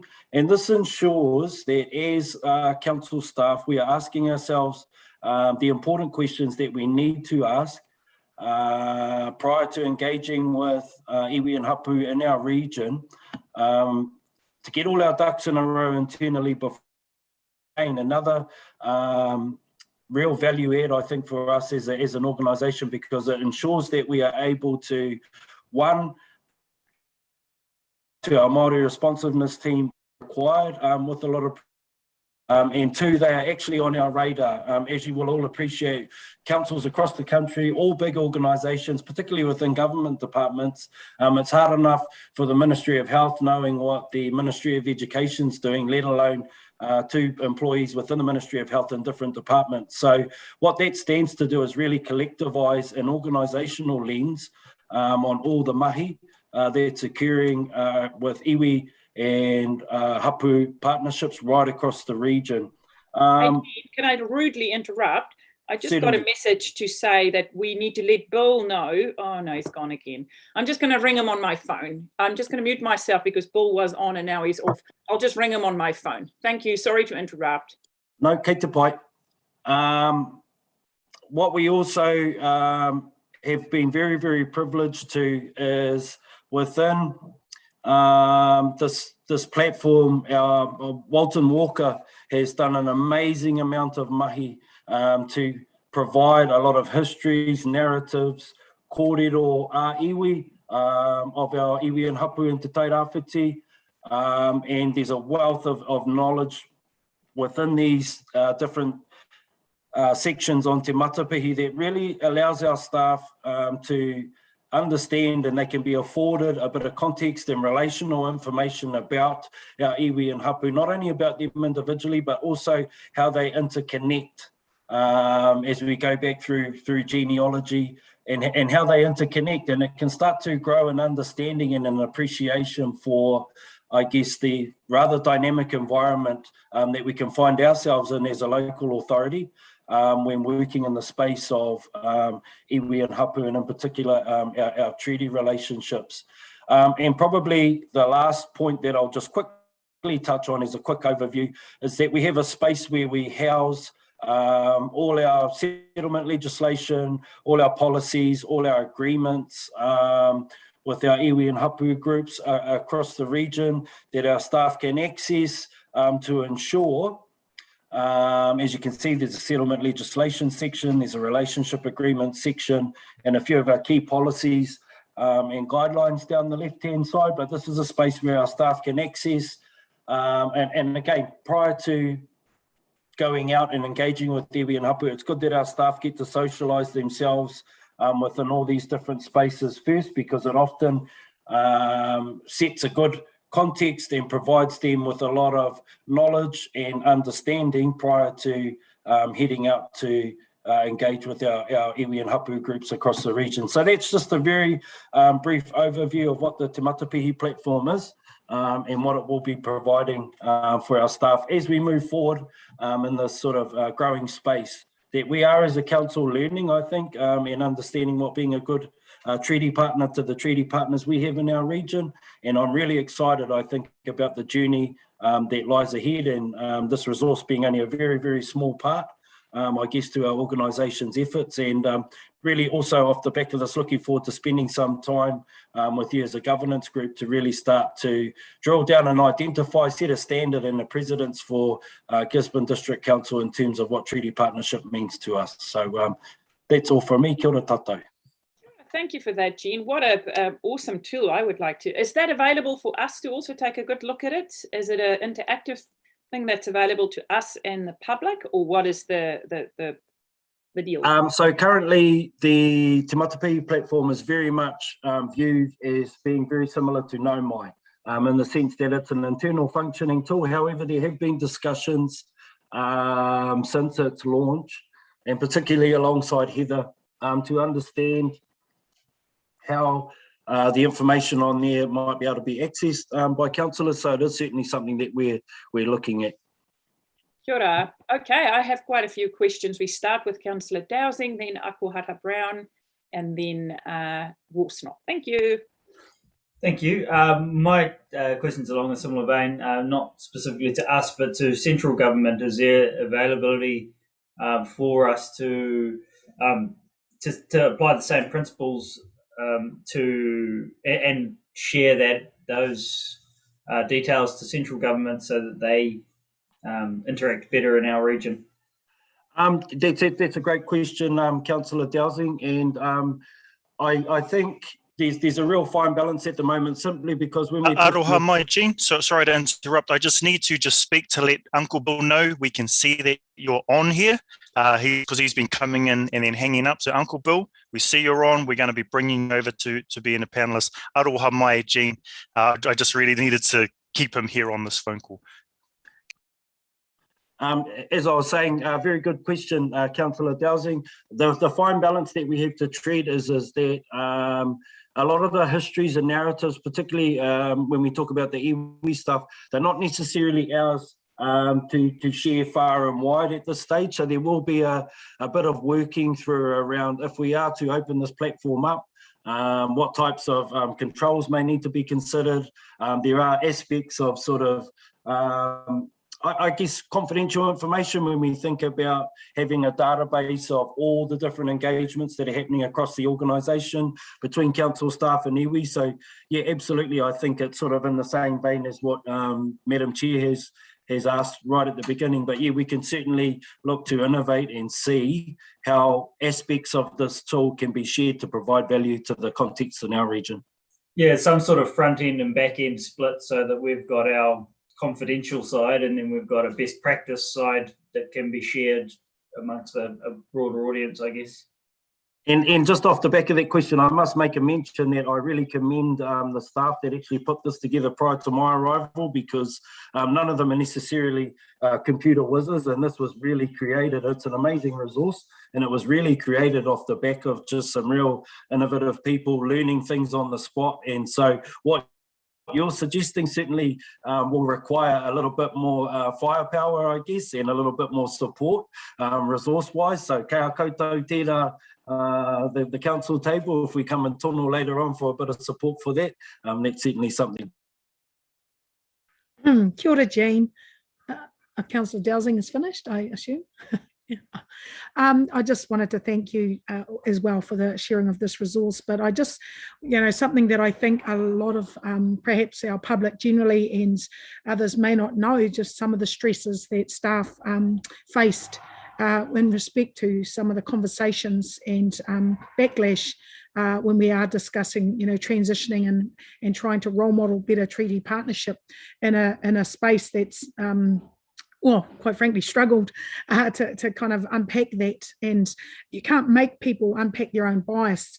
They have to determine to reflect on it themselves. But I just wanted to me to the staff that have got on, have worked on this resource, but also have had faced quite challenging and tough front, kind of face on face, as well as emails and the challenges that come with opening up what I know to be a tough topic in these spaces. So personally for me as well, it's been a real eye-opening experience in dealing with racism, and particularly understanding aspirations of iwi Māori and how the Crown has navigated that space with iwi when hapu have been saying, excuse, it's our time to kōrero. So Jean, I just wanted to thank you for the presentation.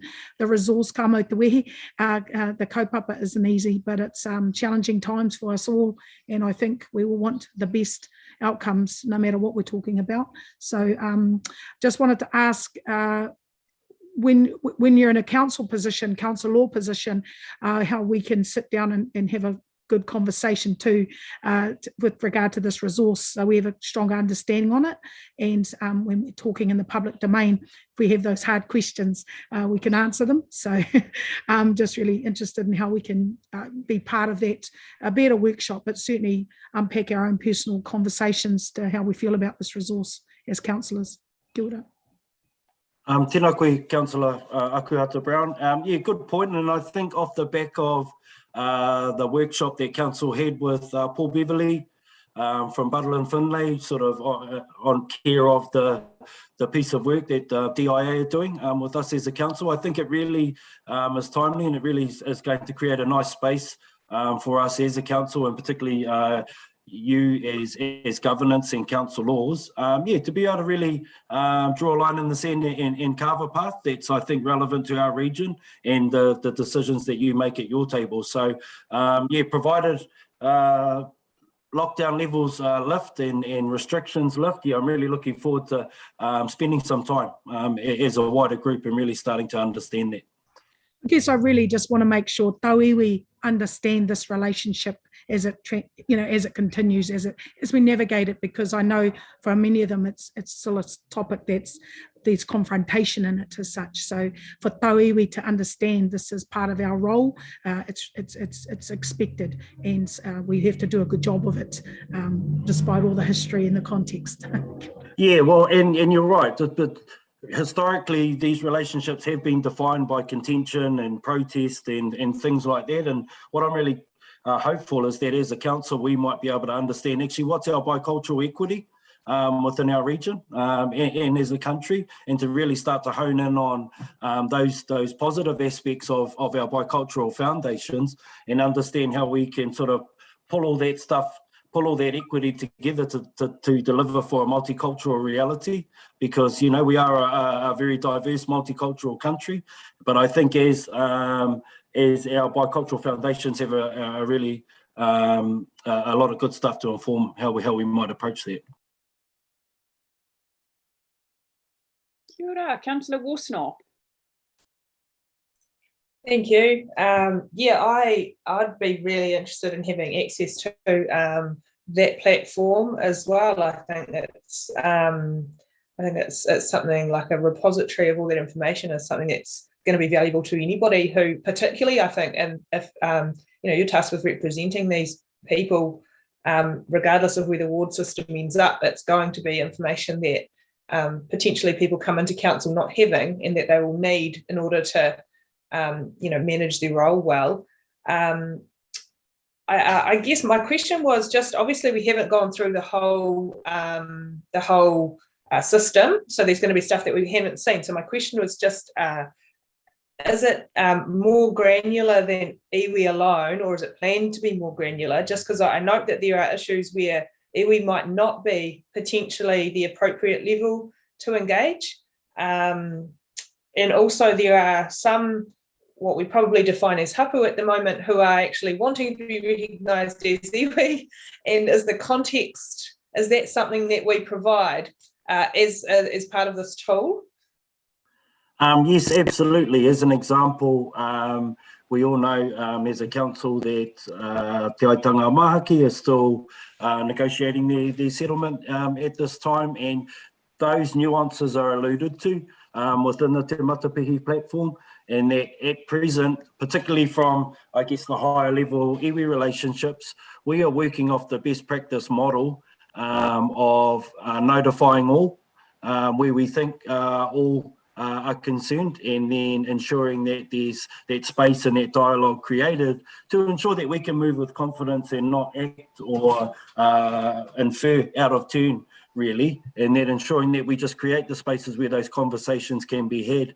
You're very right in terms of I guess not so much the demarcation, but the relationship between sort of PSG, iwi representative, iwi entity groups, and hapu groups. And if we think about it, at the end of the day, hapu are the ones who are on the ground at the marae all day, every day. Those are the people that you as councillors will be engaging with in your different wards and out in the community. So yeah, absolutely. Those nuances are alluded to, and I mean, I've likened Te Matapihi to the iPhone, and this is Te Matapihi 1, and as far as the iPhone goes, we're up to, gosh, I'd have to ask my children what we're up to, but we're up to iPhone 12, someone just shouted out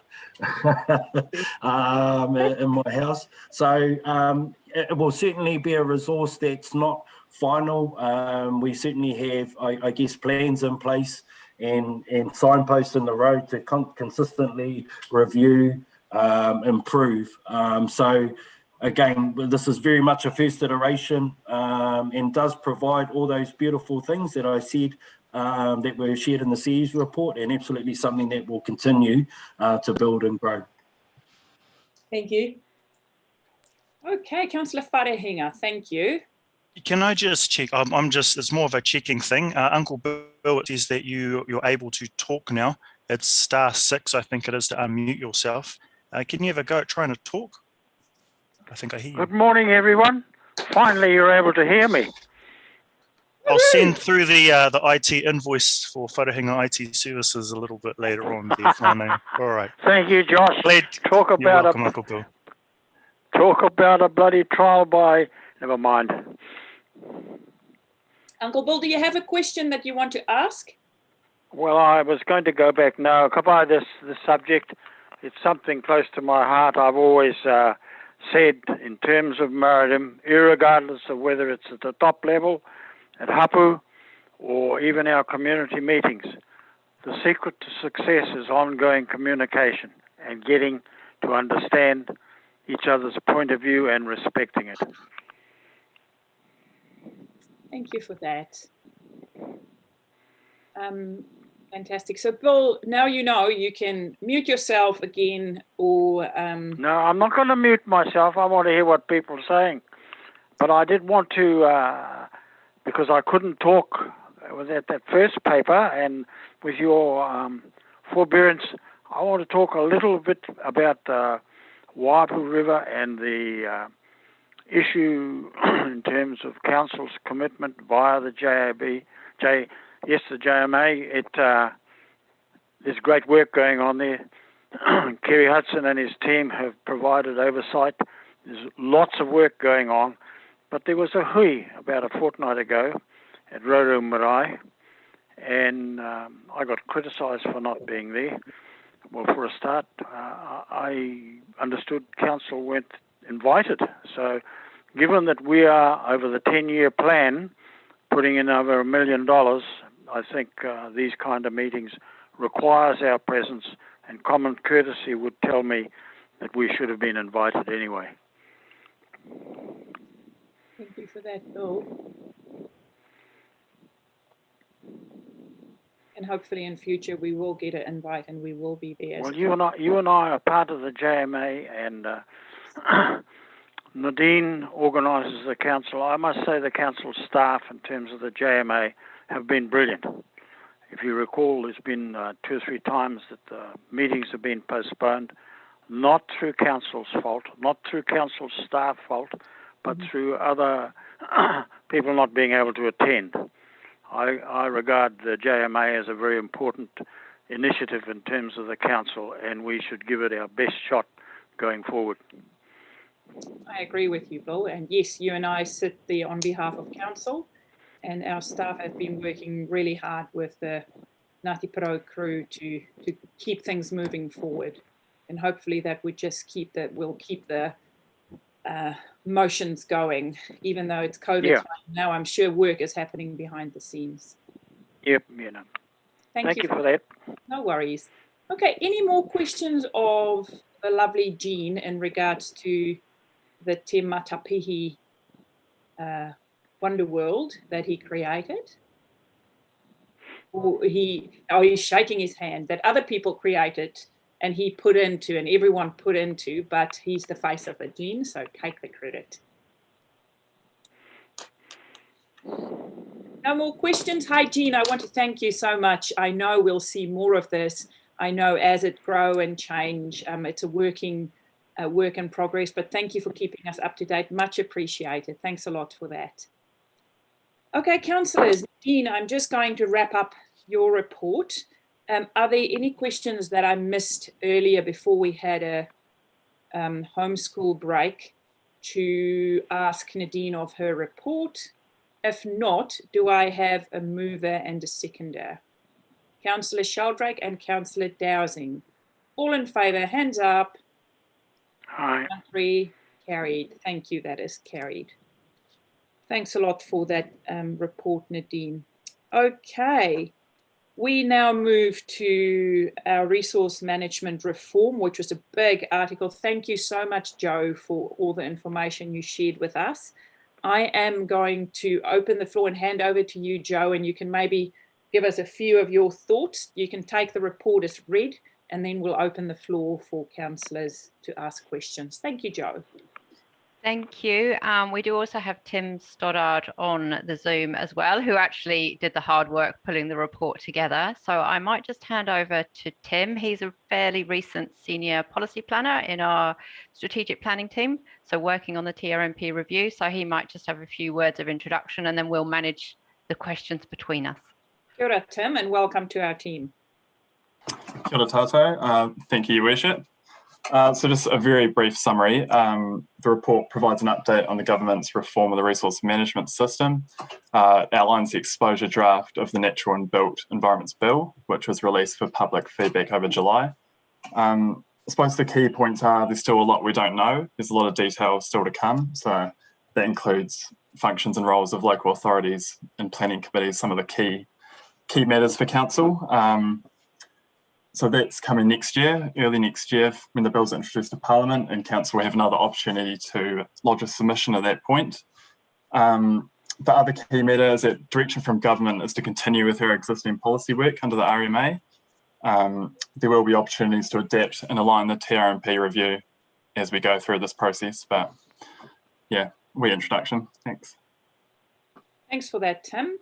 Councillors, any questions? It's a very good report because it tells us a lot, but also that there are quite a few gaps still, and that there are timeframes when that information hopefully will be coming our way. But this is good just to have a summary of where things are at. So councillors, if you have any question, please put up your yellow hand. Okay, I have Councillor Seymour to go first, then Councillor Faulkner, and I see Councillor Robinson is desperately trying to find his little hand. Okay, Councillor Seymour, you go. Thank you, Madam Chair. Thanks very much for the report, because it is quite a substantial new piece of work. I just noticed on page 73, it talks about the fact that we should continue with our own policy work as the new system is not yet finalised, and then clear communication and messaging. It would be good if, like Three Waters, which the Mayor suggested, that we have some information be made available to the public. If we could perhaps have, from a GDC perspective, and what it potentially means for our community and how we will be continuing with our work under the, continuing to operate under the current RMA while this new work is developed. If that could be made available to the public in sections, for example, if we could set up a process of giving the public information, because I think there is quite a lot of confusion. They hear what centrally government is doing, but they don't understand that council's still required to function under our old legislation. So through the Mayor to the Chief Executive, I think that's a really good report, but would it be possible to have public information made available out of this, not just, what we have here today? So through you, Madam Chair, we're just sort of finalising the communication and engagement strategy and plan for the TRMP review. And I think that this will be an important part of that, how we let the public and the community know what's happening at the national level and how that impacts or what we're doing and why we're still continuing under the RMA. So we'll take that on board and make sure it's incorporated. Thank you. Thank you. Thanks very much. Okay, Councillor Faulkner. Thank you. Thank you. Thank you, Tim and Joe. It's a fantastic report and one that a lot of us are very interested in. Well, two things. Firstly, that idea that Councillor Seymour has just raised about releasing things in chunks so that people aren't trying to wrestle with the entire package. It sounds like a very sensible one to me. But my question was around one of your key points in the early part of your report on page 67. What do you see as the key, the second of your bullet points, the key tensions between competing outcomes and priorities for us as a region? I know, I fully understand and sympathise with the fact that it's very light on detail in some places, the indications coming down from central government. So what are you seeing as areas that we really need to focus on for our region? So through you, Madam Chair, an immediate one that sprang to mind was, for example, housing supply, and that's one that's been playing out nationally at the moment. And part of the sort of competing priorities there are some of the freshwater national direction we're getting around protecting ephemeral streams, wetland areas versus the need to provide housing supply quickly and fast. So that's an example of a tension. Another tension we could have is around the need to protect our versatile soils, our productive land versus again, that housing supply issue. And there will be others around, for example, infrastructure supply versus protecting values, be that biodiversity or other types of values. There are some of the immediate ones that spring to mind. Tim, have you got any others top of your mind? I was just going to mention the highly productive land will be a key issue for us, I think. But yeah, you've summarised it nicely. Thank you. Okay, Councillor Seymour, you've got your hand up again.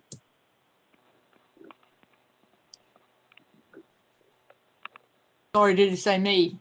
Yes, it's Tony and then you, Pat. Thank you, Madam Chair. No, thank you again. It just was just in relation to what Joe did then cover, that when we talk about what we might give, information we might give to the public, can we also include the impact of that significant, the protecting of that good quality soils, because people are really interested in how these pieces all fit together, and even if it's only in the broadest picture in our comm strategy, that would be really helpful, I think. Thank you very much.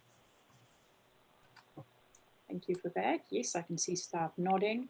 Councillor Tony, you hop in and then you disappear, and I see the little yellow hand and then you go again. Where are you? Well, every time I switch over to see the agenda, to read the agenda on my document, I disappear off the screen. So that's what I've just got a really weak bladder, so I keep running for the toilet. No, that's what's happening. So it's every time I read, it disappears. Hey, awesome paper. Thank you so much, Joe and your staff and Tim. Really, really great paper. So what I took from it was that the sort of first tranche that the government's released is really big picture stuff, and the really granular important things that haven't been covered as touched on in paragraph 10 are the kind of things that are causing major concerns in our community around consenting compliance, functions, roles, etc. Now, we know that we are engaging in a TRMP review of the process at the moment. I just really want to make sure that we are still really boxing on with it. I know we've got a workshop after this, Hui, but I want to make sure that we are still boxing on hardcore with our TRMP review and trying to get some low-hanging fruit wins, and that we're not sitting back waiting for the government to roll out the next tranche, which will deal with the real nuts and bolts stuff as opposed to the higher ethereal macro stuff which has been released to date. Can you just give us that confirmation, please? Through you, Madam Chair, yes, I can assure you we are indeed boxing on. We have a fairly ambitious programme of work that we want to achieve in the next 3 years, and we can't sit back and wait if we want to achieve that. Great, thanks. That's really good to hear. Hey, Councillor Worsnell. Cool, thank you. First of all, good submission. I was heartened to read that we said in pretty plain terms some things that I think anybody who's read the exposure draft would share concerns around, which is whether or not the proposed new system is actually going to deliver the things that we urgently need, which is in large part streamlining a very bureaucratic process. So I thought it was a good submission. Well done.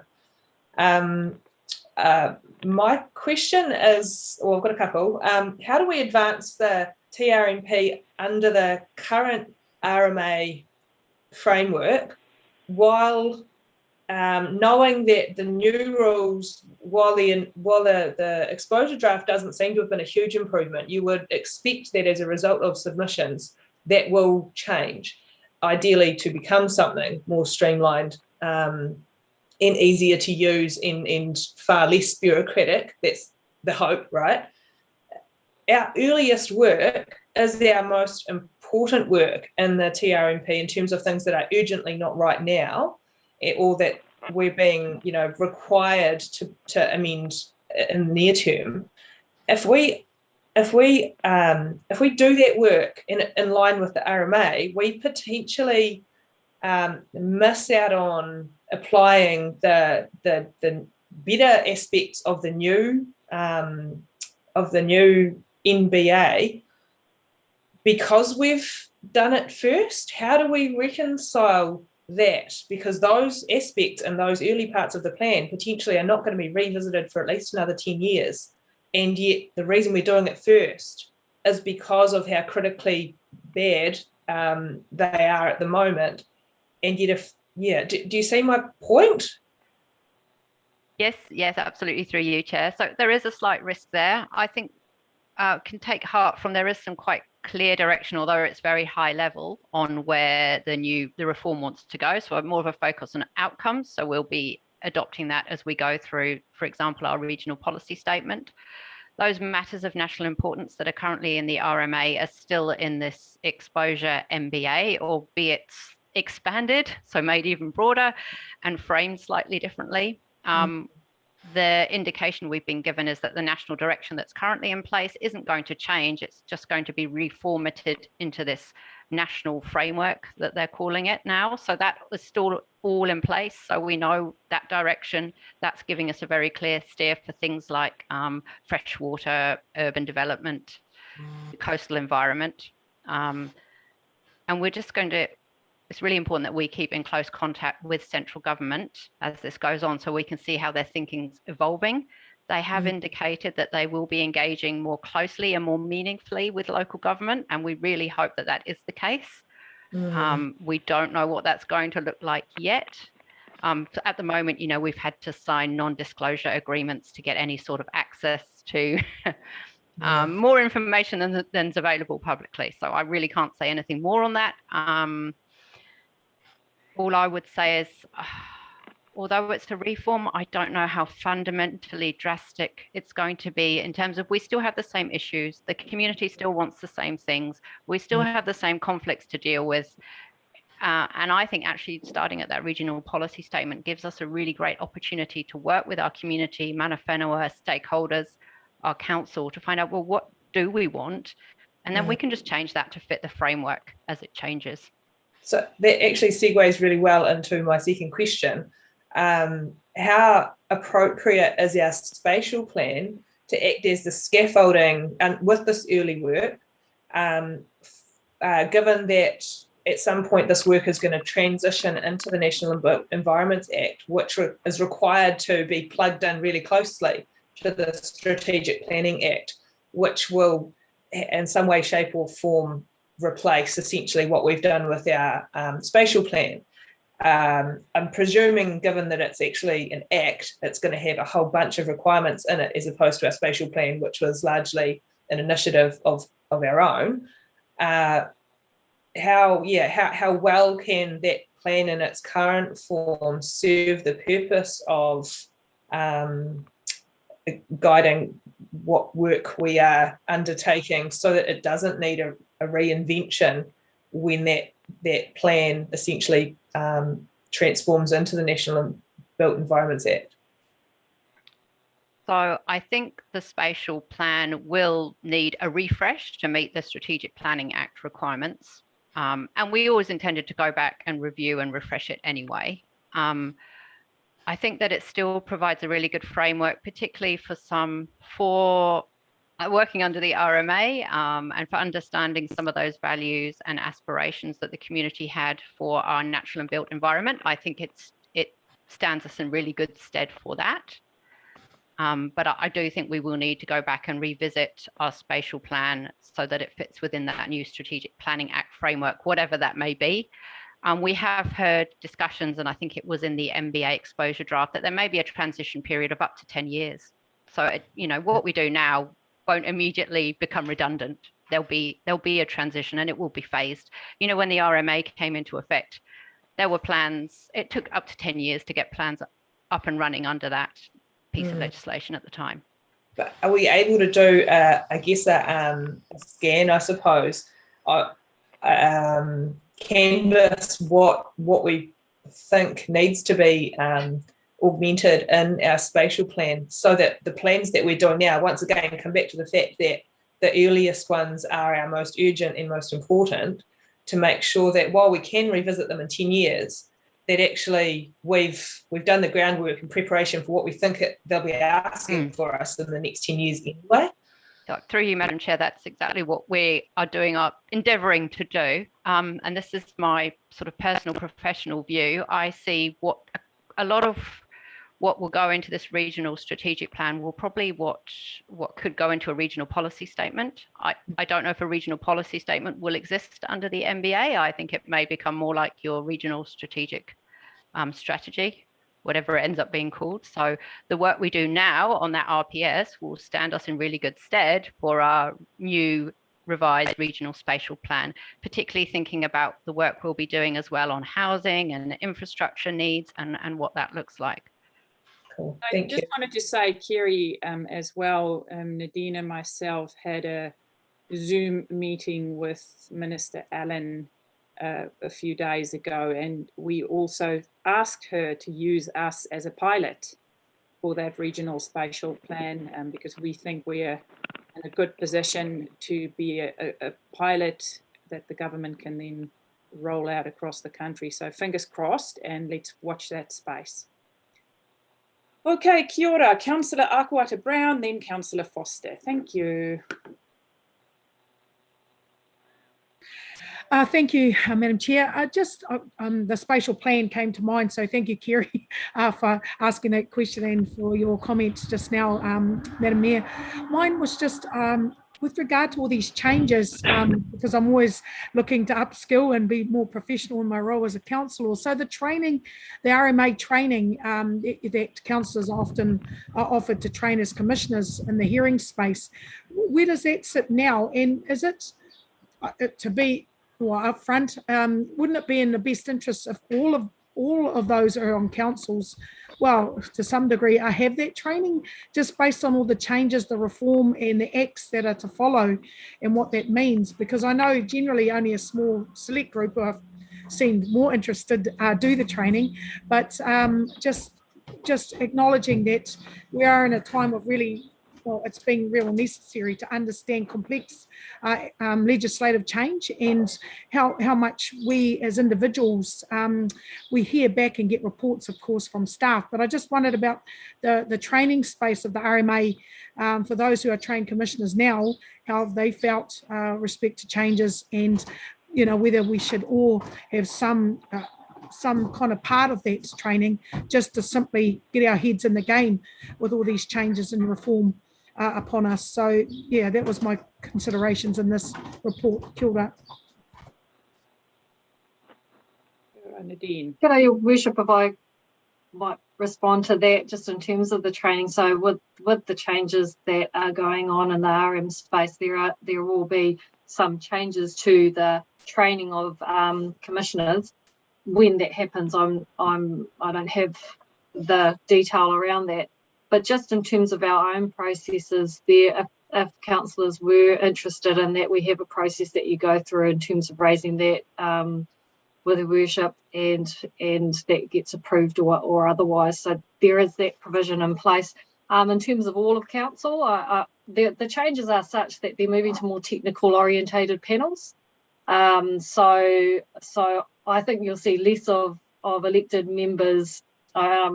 This is just kind of seeing future casting in terms of hearings commissioners and the changes in terms of local government overall, in terms of what the form and shape and function we're going to be. We are in very uncertain times, but for the here and now, our process is you raise it with the mayor, and we go from there. Thanks, Nadine. Madam C. I guess that's one of the concerns I have, is with all due respect to changing times and technical and in every way of being local and localised knowledge, etc., and growing that base. Yeah, that would be my concern, that the changing may push it out to, again, that regional construct as this government is pushing for. But I guess we shall see. The uncertainty still is there, but thank you for that. Thank you, Councillor Akawaka-Brown. Councillor Foster. Yeah, thank you. Yeah, that was a question, being a commissioner, that's a question that I was asking as well. But on top of that, part of the whole RMA reforms is including Mana Whenua and iwi involved with the whole, as an important role of this whole new change. My question is, how are we interacting with iwi locally for them to this whole transition, so we're all on the same page going through this important new mahi that's going on? Through your worship, so we've been in close communication with our iwi partners. MFE have also been running local workshops that they have with iwi and hapu to inform them around the changes. So what we've been trying to do as part of the TRMP process is get the joint approach in terms of procurement, so that our iwi partners are alongside and in support with us through that process as well. So keeping them closely informed.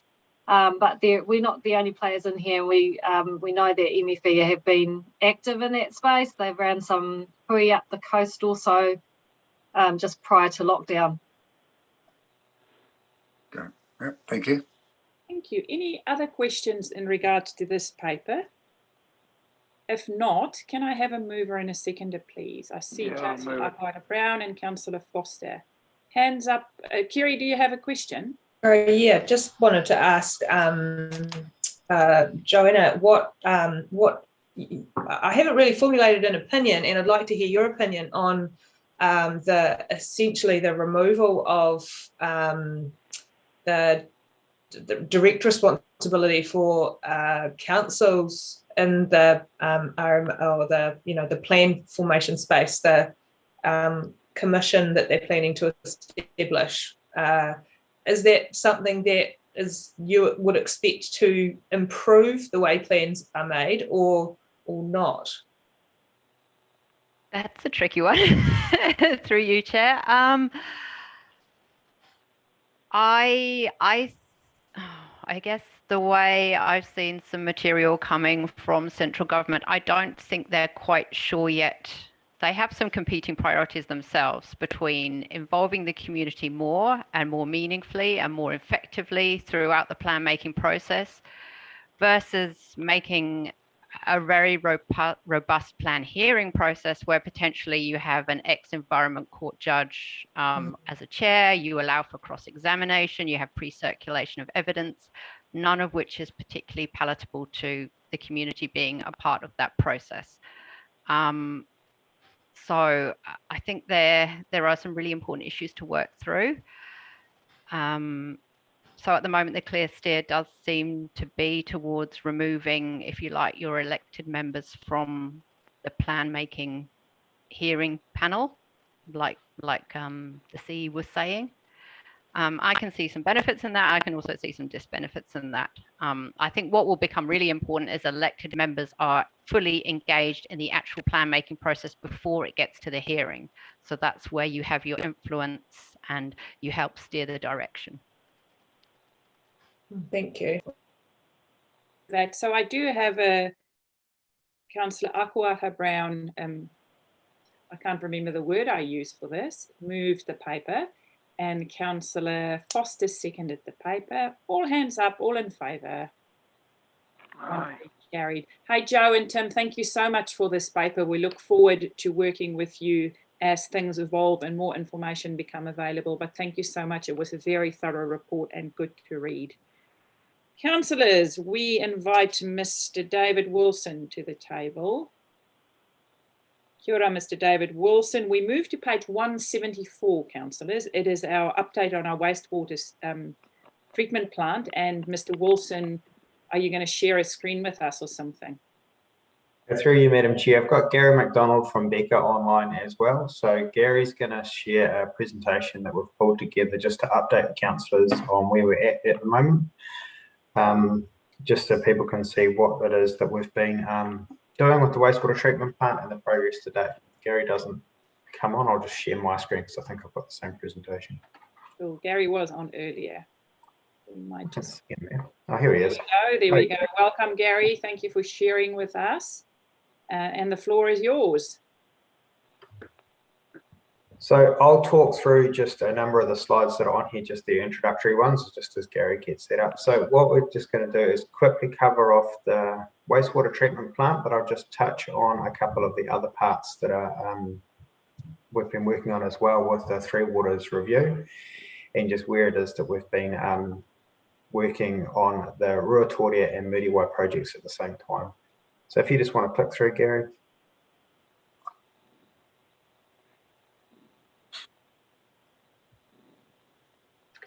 So as I said, we'll go Three Waters update, the tender design review, and just where we are. So I've just put this snapshot up here at the moment. This is from the external review that the CIP have done, so the Crown Infrastructure Partners, on where we're at today. And I've taken a screen grab just in that bottom right-hand corner. I know you can't make out the detail, but it just tells you that we have everything is in green. So we have been meeting the milestones that we need to for them, but also that we have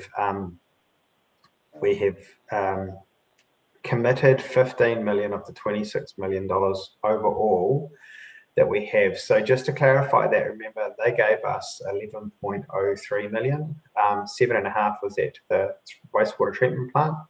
The remainder was to go to Muriwai and to Ruatoria. So if you just click through for me, Gary, to the next one.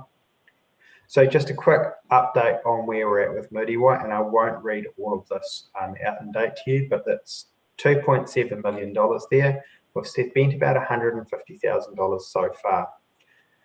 Of that, where the spend has been around a pipeline route and design investigations, and along the rail corridor is what I've updated the council previously about as the route that we're looking to go out to Muriwai.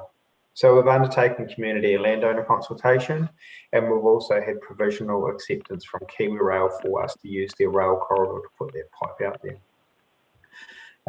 We think we're still on track, but of course that's going to be subject to everything now with COVID and those things, and a lot of it is around constraints with getting it to market. We have given the market a signal that we are coming out soon with this project, and we have some community consultation that's about to be undertaken as well, just around location and those sort of things. So click forward, Gary.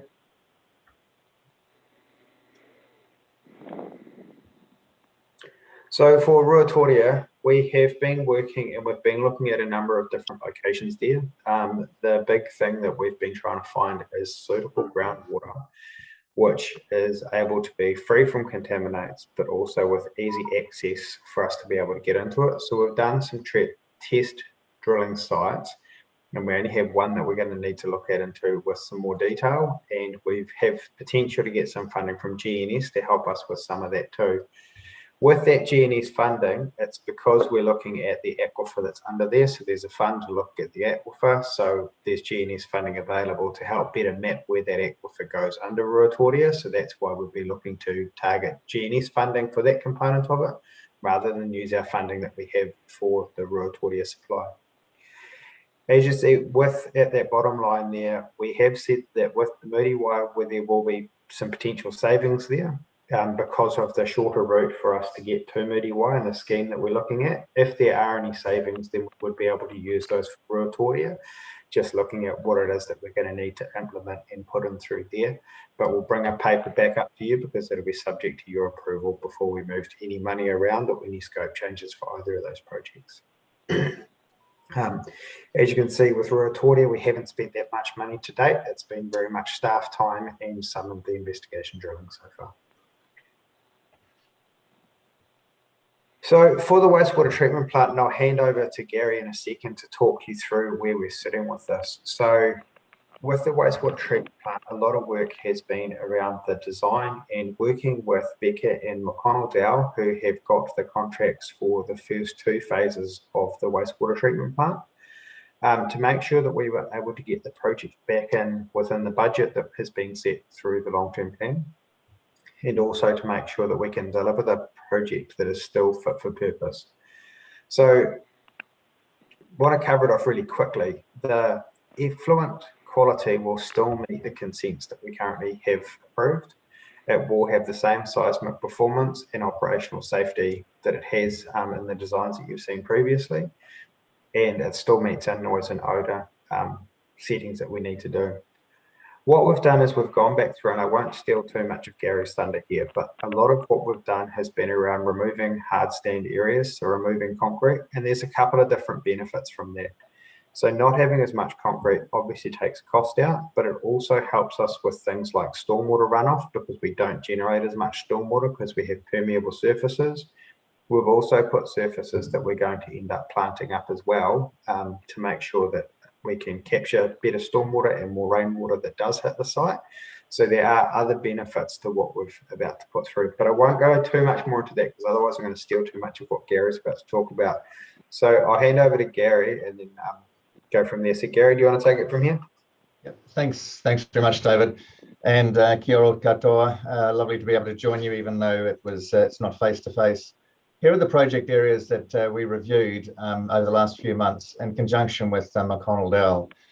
It's been a little bit like an early contractor involvement. They've been heavily involved, so that we've looked at options, they've costed them, and then we've gone backwards and forwards so that we get to a point where we're very happy with that. We're still meeting the project objectives, but we are taking out cost and to a certain extent, as David said, improving the carbon footprint.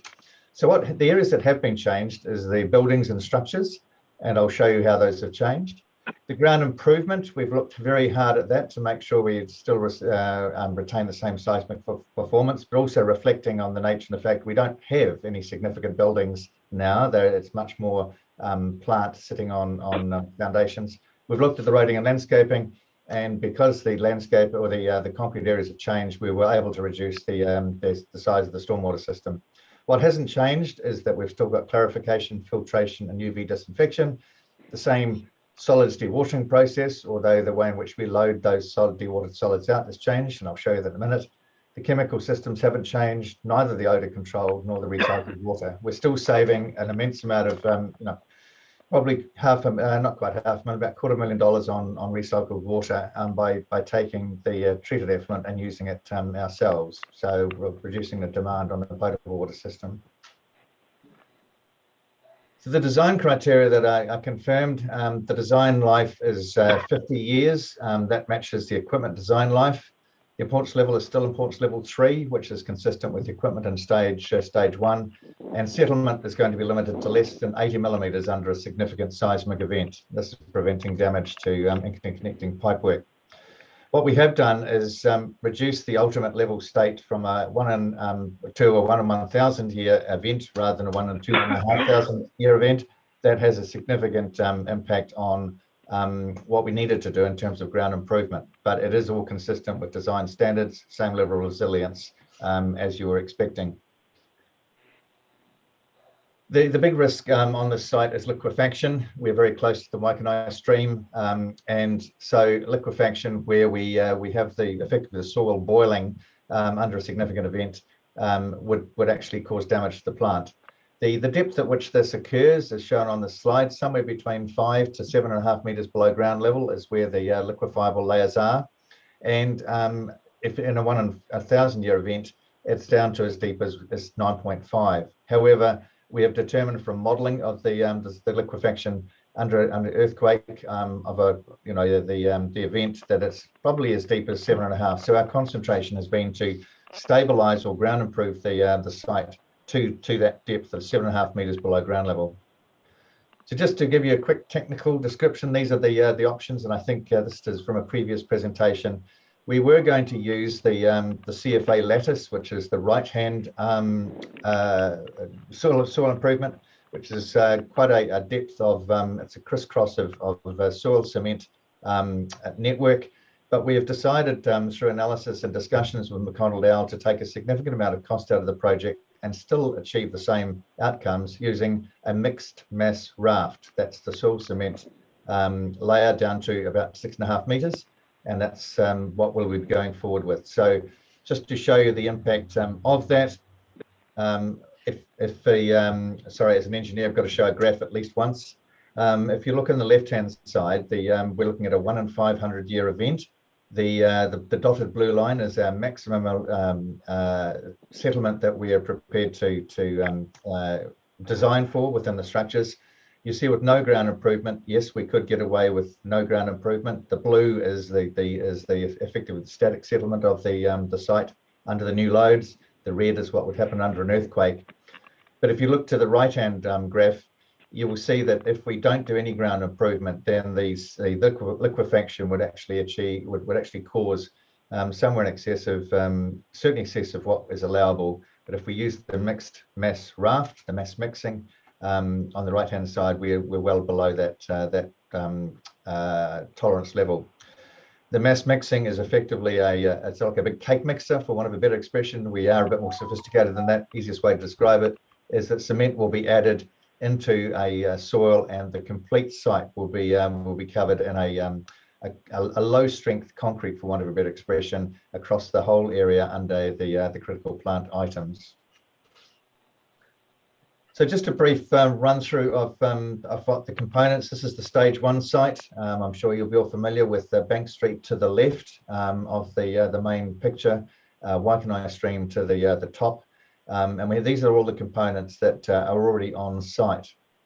Just to the south of the yellow zone, if you like, is the stage 2 site, and I'll describe that now. So this is an oblique aerial view. Bank Street running obliquely across the top left. The yellow outline is what I've just shown you. The main stage 2 works will actually be within the red square. So council has now taken possession of the large blue square, or the blue property, and the front of that site, in front of the red area, will be where the contractor establishes, or they have established, and will be the working site. But when the stage 2 site is finished, it'll just be all inside the red outlined area. What's in that area is this. This is the stage 2 site. I'll show you a bit more, but that's just, I think you've seen this before. This is what we originally had intended. Quite a substantial loadout building for the sludge, and quite substantial buildings here for all the electrical power and for the pumps. The clarification process occurs in this clarifier here. It then moves from there through to tertiary filters, which are these items here, and then passes through the UV, the ultraviolet filtration, and goes to the outfall pumping station across the entrance road at the moment.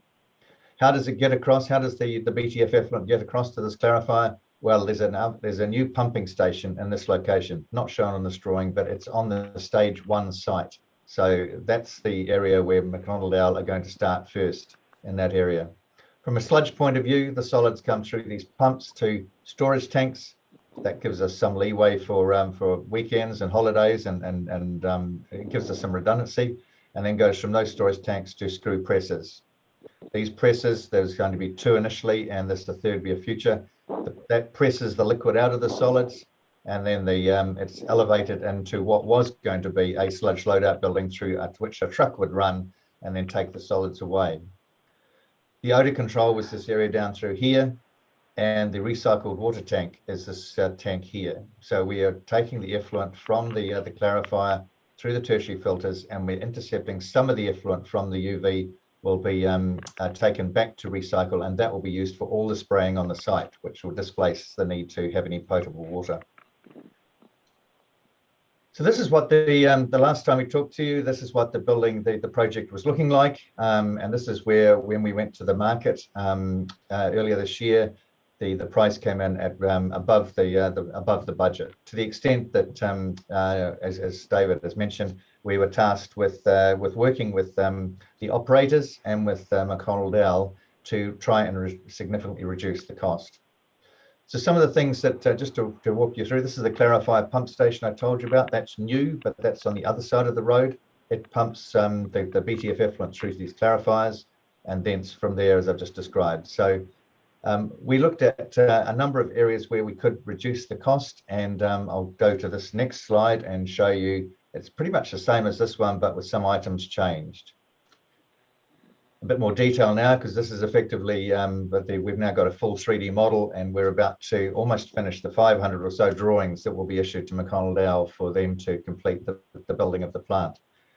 The septic facility has been postponed. We're still making allowance for it to be built, but that will have to be done at a later stage. We've changed the flow splitter, saved some money there. We've changed the construction methodology for the clarifier pump station to make it more cost effective. As David said, we've reduced this. Used to be a lot of concrete in and around this area. We've taken only concrete below the plant items, and it will be now gravel, and so we'll have less runoff and hence saving in the stormwater. We've reduced the cost of these 2 buildings, the power building and the smaller pump building, by making them more proprietary as opposed to quite a substantial building. We've postponed the installation of one of the sludge storage tanks, still build the pad and still make sure that we can get the connections. We've talked to the operational team, and they're quite happy with the redundancy that this single tank affords them. We've downsized and relocated the odor treatment filter, because one of the biggest issues, or biggest areas we saved, was removing the sludge loadout building which was in this location. What will happen now is the screw presses, which have been lowered to ground level as opposed to building on their particular platform, will discharge to these proprietary containers called spirotainers. They will actually be able to be loaded. They're covered, and they'll be loaded onto a truck and taken away from the site. We've removed a building. These containers are, as I said, proprietary items. They're used elsewhere around the country, and it significantly allowed us to significantly reduce the size of the odor, as well as come up with a system that allows easy removal of the solids from the site. So quite a lot of change, but that's now all been formalized in the new drawings. And so where to from here? Well, McConnell Dowell, the council was reasonably happy with the clarifier pump station, how much we've done some cost saving, but we've issued a contract called Phase 1 for the building of the clarifier pump station, which is on the Stage 1 site. So McConnell Dowell has established they're ready to go on that. There was going to be a site blessing last Wednesday. Unfortunately, COVID got in the way of that, and so there's going to be a smaller blessing at some stage to make sure that work can continue. And we've going to issue a variation to McConnell Dowell for the ground improvement and foundations now the site has been cleared. At the moment, we're waiting to firm up the price for Phase 2, which is the balance of plant, all on the Stage 2 process area. And as I said, we'll be issuing drawings for construction to McConnell Dowell at the end of next week. So that will be the balance of the process equipment. pipe work, process drainage, etc., and then the testing and commissioning. We've been quite lucky in a way. Let me just go back up. Because of the delays, one of the big risks that we had on the project was council was already has ordered some of the plant ahead of time. And it's always a risk that the council procured items don't get arrive in time and that the main contractor is held up. In this instance, we've actually had all of the tertiary filters, the new pumps, the disinfection system, the sludge screw presses. They're in the country, but they're currently in Auckland. So effectively, all of the equipment that council is supplying to McConnell Dowell for them to call free issue will have to be installed is actually here. So a major risk has been removed from the project by the delays. So the equipment's here. Many of you will have heard that shipping from overseas has been majorly impacted by COVID around the world. We are lucky that we ordered this equipment as early as we did, and that it's here, predominantly all in Gisborne. So just some pictures of just to let you know that it is getting real now. These are the tertiary filters in their large boxes. You can see that they're pretty substantial pieces of kit. They've arrived in Gisborne and are in storage. This is the preparation of the site. So Bank Street's at the far end of the picture. This is the stage 1 site here, and this is the stage 2. We've stripped 300 millimeters off the site so that McConnell Dowell will be given a clear site to work on when they take possession of that. The UV plant has also arrived in many different boxes and pieces, and once again that's in storage. And that's it. For that, Gary. Thank you, David, as well. It's great to see stuff happening, and I have some questions. There we go. Councillor Cranston, you go first, then Councillor Dowsing, and then Councillor Seymour. Thank you. Yeah, thanks for that, Gary and Dave. Initially, we would have determined that we needed 2 storage tanks. So bringing it back down to 1, is there any risk there? Was there won't impact on capacity issues or requirements? What are the implications of going down to the 1 tank? And the other question I had while I'm at there is the ordering goods in time and that. Does that also go back the other way? Were we able to cancel stuff that we may have ordered that now don't require, i.e. the 2nd storage tank? Shall I answer the questions as they come, Your Worship? Yep, you can answer them, Gary. Okay. First of all, the storage tank. No, we've gone through that. It really was catering for a much longer period of time by having the storage tank. And what we'll do is just run the screw presses for longer. So we aren't running the screw presses 24/7. So they are normally operated for somewhere about like 6 hours a day. But we just need to run them longer because of the storage tank. So we've gone through that with the operators, and they're quite comfortable that we just changed the hours of operation. The storage tanks are actually not pre-ordered. They're part of McConnell Dowell's supply. So there is still a bit of a risk in terms of the equipment that is inside the McConnell Dowell scope, such as all of the pumps and the valves, but they're onto that. It's a 12-month contract. So we're hopeful that the supply chain issues that we've been experiencing on other projects won't actually impact on this one. So there is still a minor risk, but the big risk is a contractor waiting on site, not having client supplied equipment to install. We're past that point. Good, thank you for that, Gary. Andy, you finished? Oh, there we go. Councillor Dowsing and then Seymour, Gregory, Sheldrake. Thank you.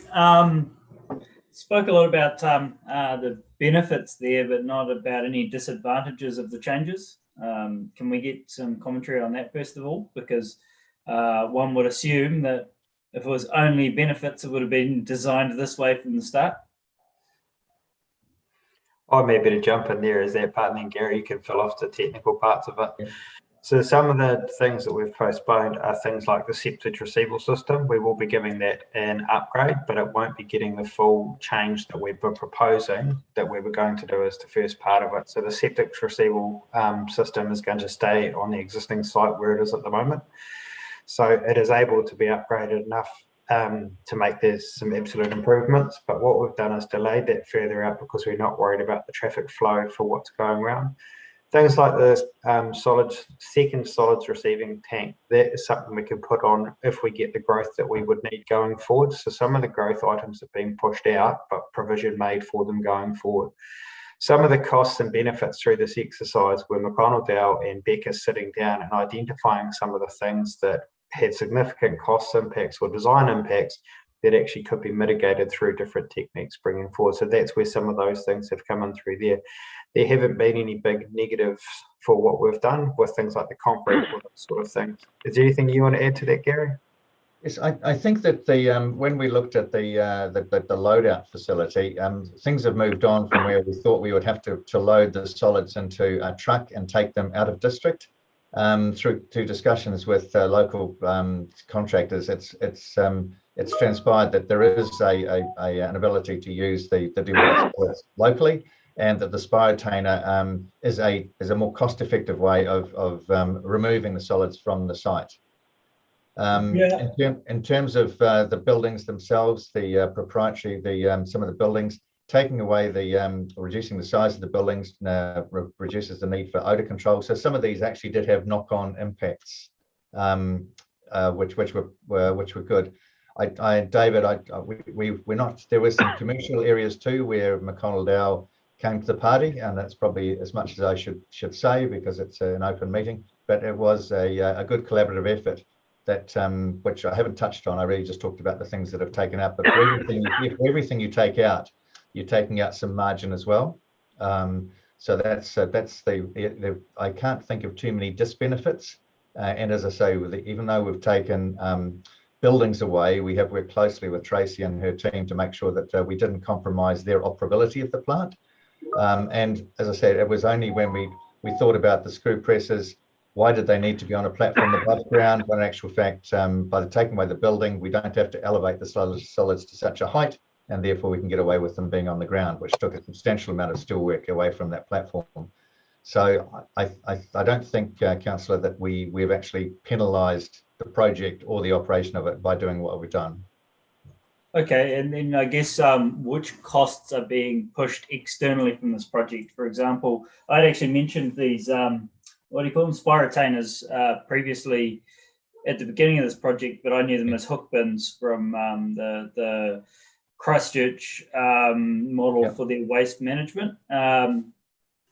Now, I assume, because I don't know that any contractor or anyone in town has a hook truck for this type of bin, are we pushing the costs of vehicles outside of the project to not see that here, or who's going to be managing the transport side of these bins?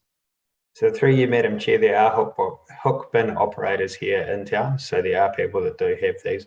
What we're doing is going out to market with an expression of interest around who wants to come forward with us to look at the options and what are the options within region to be able to do that.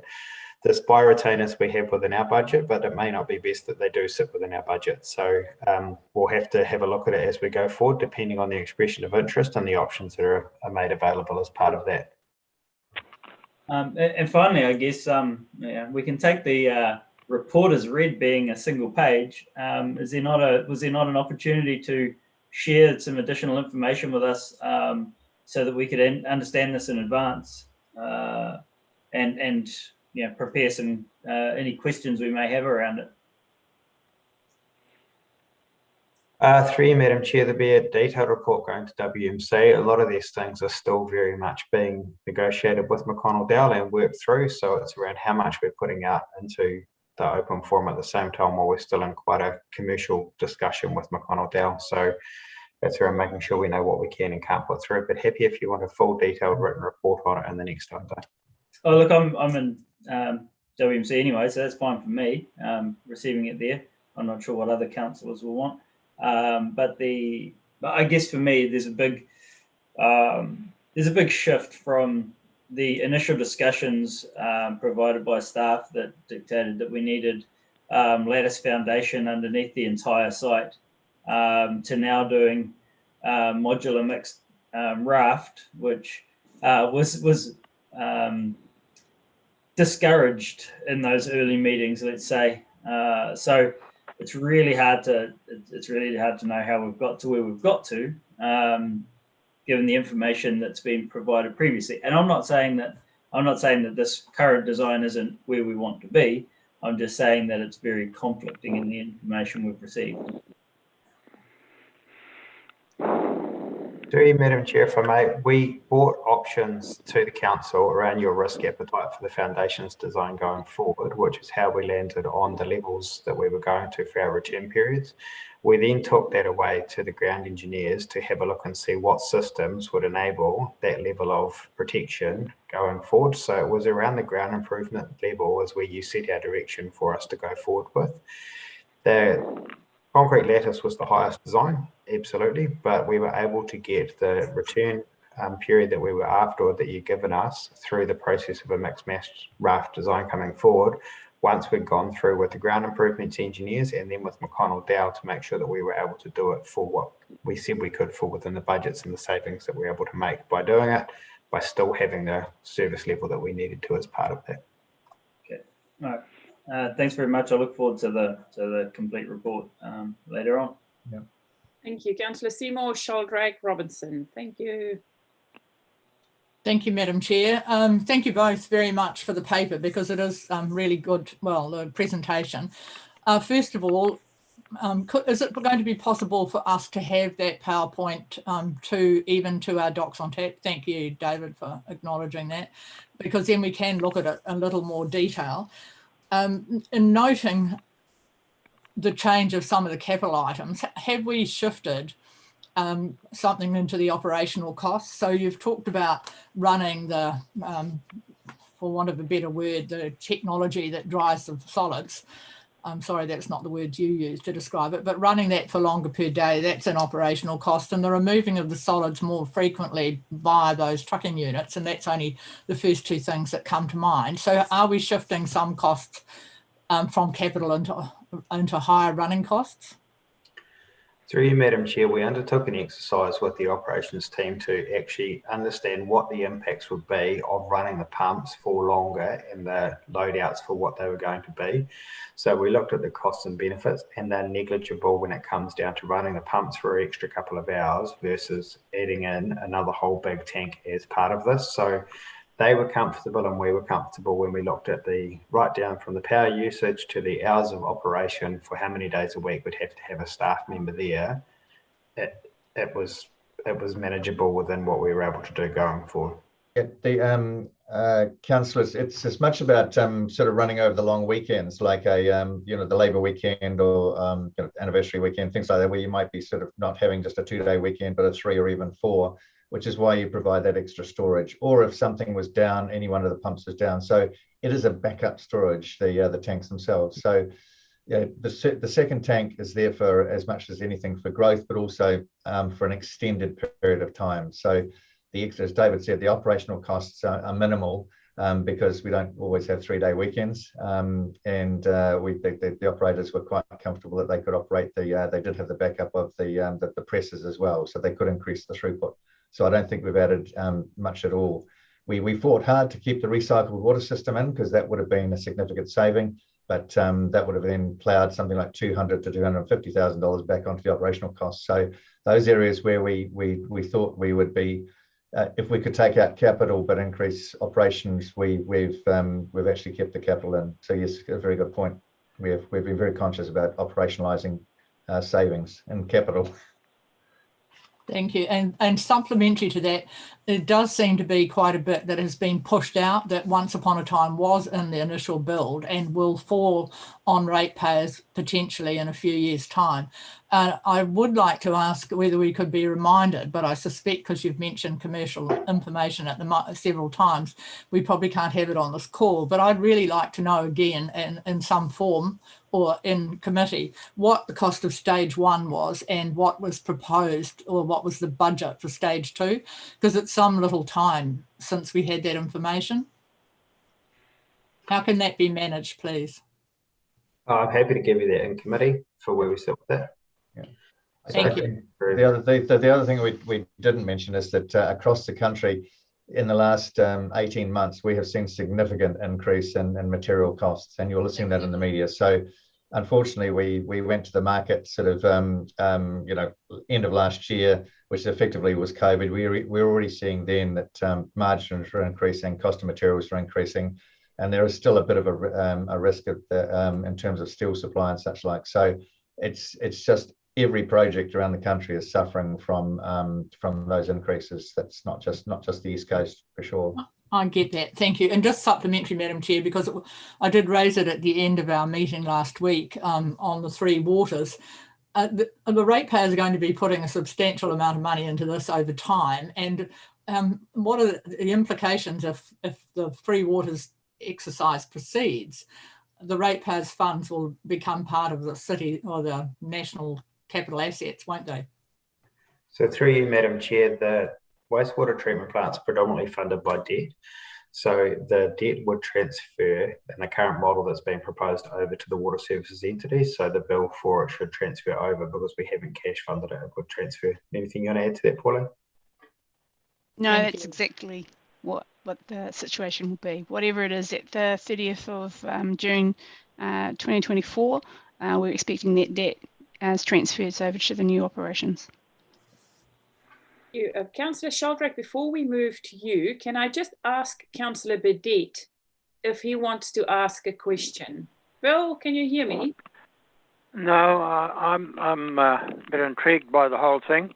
And I just want to thank David and Gary for the information. David in particular for bringing me up to speed as to what's happening in Ruatoria. I look forward to hearing more detail when we sit and have a coffee. Right, thank you, Councillor Burdett. Councillor Sheldrake, then Robinson, and we'll finish with Councillor Akawara-Brown. I think Councillor Dowsing had one more question, but he's gone now. Where did he go? Yeah, thank you. My question was going to be around the long debate we had around the lattice structure that Shannon brought up earlier. So I accept that and understand all that. So is there quite a significant saving financially in the new structure for the foundation? Yes. And one other is the administration block there. I might have missed something in the presentation. Is that being shifted? Or is that in the same place? That's not changing. Not changing. No, just in there. Thank you. One of the issues with the soil improvement is that getting plant to Gisborne is quite expensive, and that was reflected. The mobilisation of kit to do the lattice was more expensive than to actually mobilise kit plant, rather not kit plant, to do the mixed mass raft. So we took that into account. Yeah. Right. Thank you. Okay, Councillor Robinson.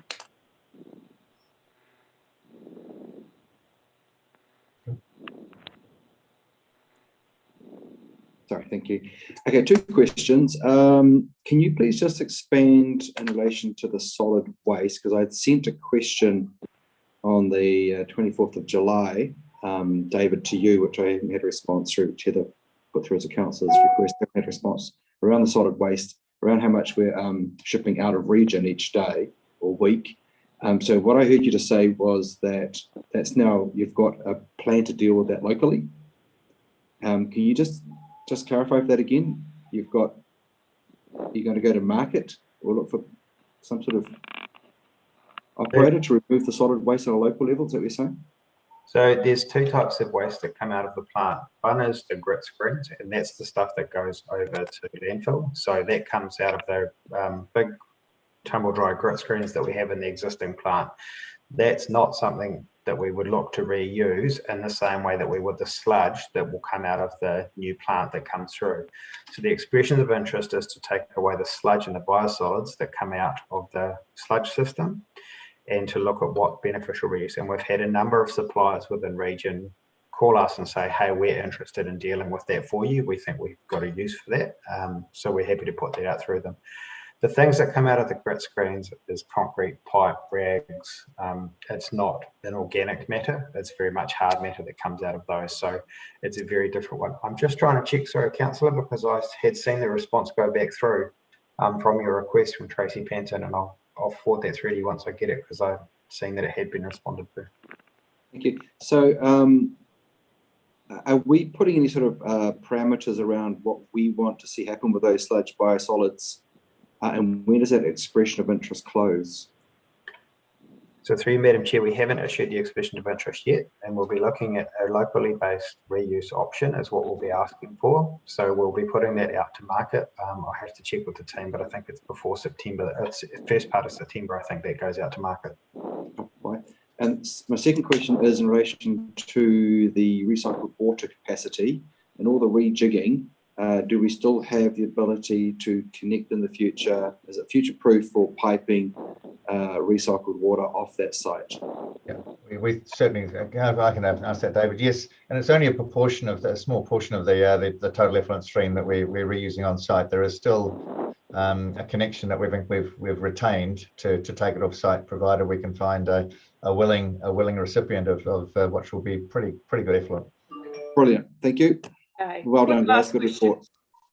Thank you, question from Councillor Akwater-Brown, then Councillor Dowsing. Thank you. Yeah, I guess my question is, and thank you again, Mr. McDonald and David, for this update, as others have mentioned.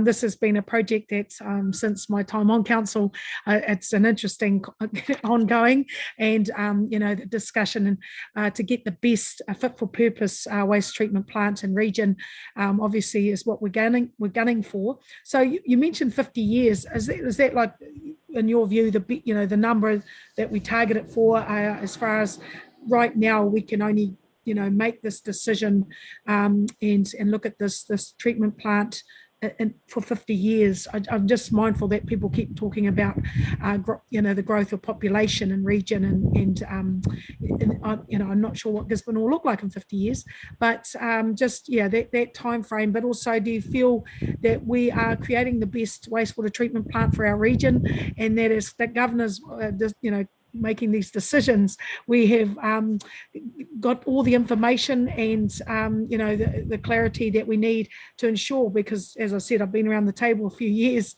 and this is a project that I'd love to see us, the fruition of it, obviously meet the needs, requirements and future aspirations and that as far as growth goes. So that 50-year space we feel comfortable in, and overall comfortable with the changes, costs associated with this project.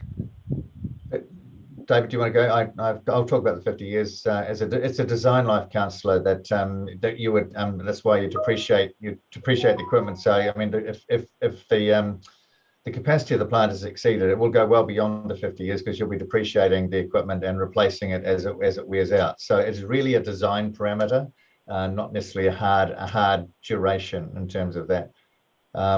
And there will be other opportunities for council to reduce. I mean, there's a big push to reduce water demand and then wastewater generation. So we're really in the lap of the gods as to how far out the capacity of the plant will take you. But the 50 years, don't misunderstand me. It's not a sort of a hard deadline. It's a design parameter. Thank you. Appreciate that. David, last quick question from Councillor Dowsing. Thank you. Just regarding carbon emissions and our responsibilities to reduce, obviously this new plant is a net increase for the region because we don't have one and now we do. What's the biggest drain there? I assume it's got a massive power consumption, and is there opportunity for offsetting some of that with solar on the roofs of the other buildings, or the main buildings on the main site? Obviously there's no roof area now on this area, on this particular property, that can support it. I think it's a relatively low power consumption. I can't give you the numbers, councillor, but when we looked at for example, the dewatering, we looked at centrifuges and screw presses, and there's a significant difference in that. So we're saving power just in the screw presses, and then there's the pumping, I guess the other one. We're getting new pumps in this case. We're slightly more efficient. So we've tried to reduce the power needs, and the whole process of the biological trickling filter is a lot less energy intensive than activated sludge. So if you were to look across the country, I suspect, haven't done the numbers, We are looking at a lot of carbon footprinting across the country, but I'll certainly be putting this into the mix because I think the process that's at Gisborne is probably much lower per litre of water treated or cubic metre than many other plants around New Zealand. And you're getting a very good effluent. I guess the argument is that you don't save money when you shop at a sale. You're still spending money, right? Still, it doesn't matter that we've bought the most efficient of options. We've still got there's still an impact, and the question still stands: like, should we be trying to offset our energy consumption with alternative energy? Because this must be, the total of this site must be reasonably daytime reliant and kind of as I say, as a net gain for the region, not a reduction of any sort. Through you, Your Worship, there's no funding for solar panels on the roof. We don't have that within the current scope or within the current budget, unless the council want to give us some extra money to put some solar panels on the roof. Yeah, the question is around our responsibilities to reducing our carbon footprint. We have, we have agreed responsibilities, and how we get to that point is in decisions throughout different projects. And if it's something that we need to implement when we're doing these projects, then the thought needs to be, we need to have the discussion, get an idea of what it would cost to do this, and then make a decision around it, not just if it needs to be added, then it needs to be added. Councillor Foster, did you sneak in a sneaky hand while I was turning my back? Quick smart. You need to unmute yourself, Larry. Yep. Just a quick question, and it's just about the changes that have been done. Is that going to affect the quality of the effluent that's coming out at the end? And the other question is that there's similar plants around the country, and is that effluent being used by other areas for irrigation or other uses that we could put put to our industries here that might be interested in it, that they could use as a ball point that other industries outside their region are using? But first of all, that was one thing that David insisted on, is that we shouldn't compromise the quality of the effluent. So one of the options we did look at was delaying the installation of the tertiary filters, for example, but that would have actually then compromised the use of the recycled effluent. So that was a cost saving that we didn't add in, as I explained to Councillor Seymour before. So no, the quality of the effluent will be as anticipated, as it's never been changed. Other places around certainly a lot of plants that are secondary or tertiary treatment, as this one is, are recycling their water for wash water around the site.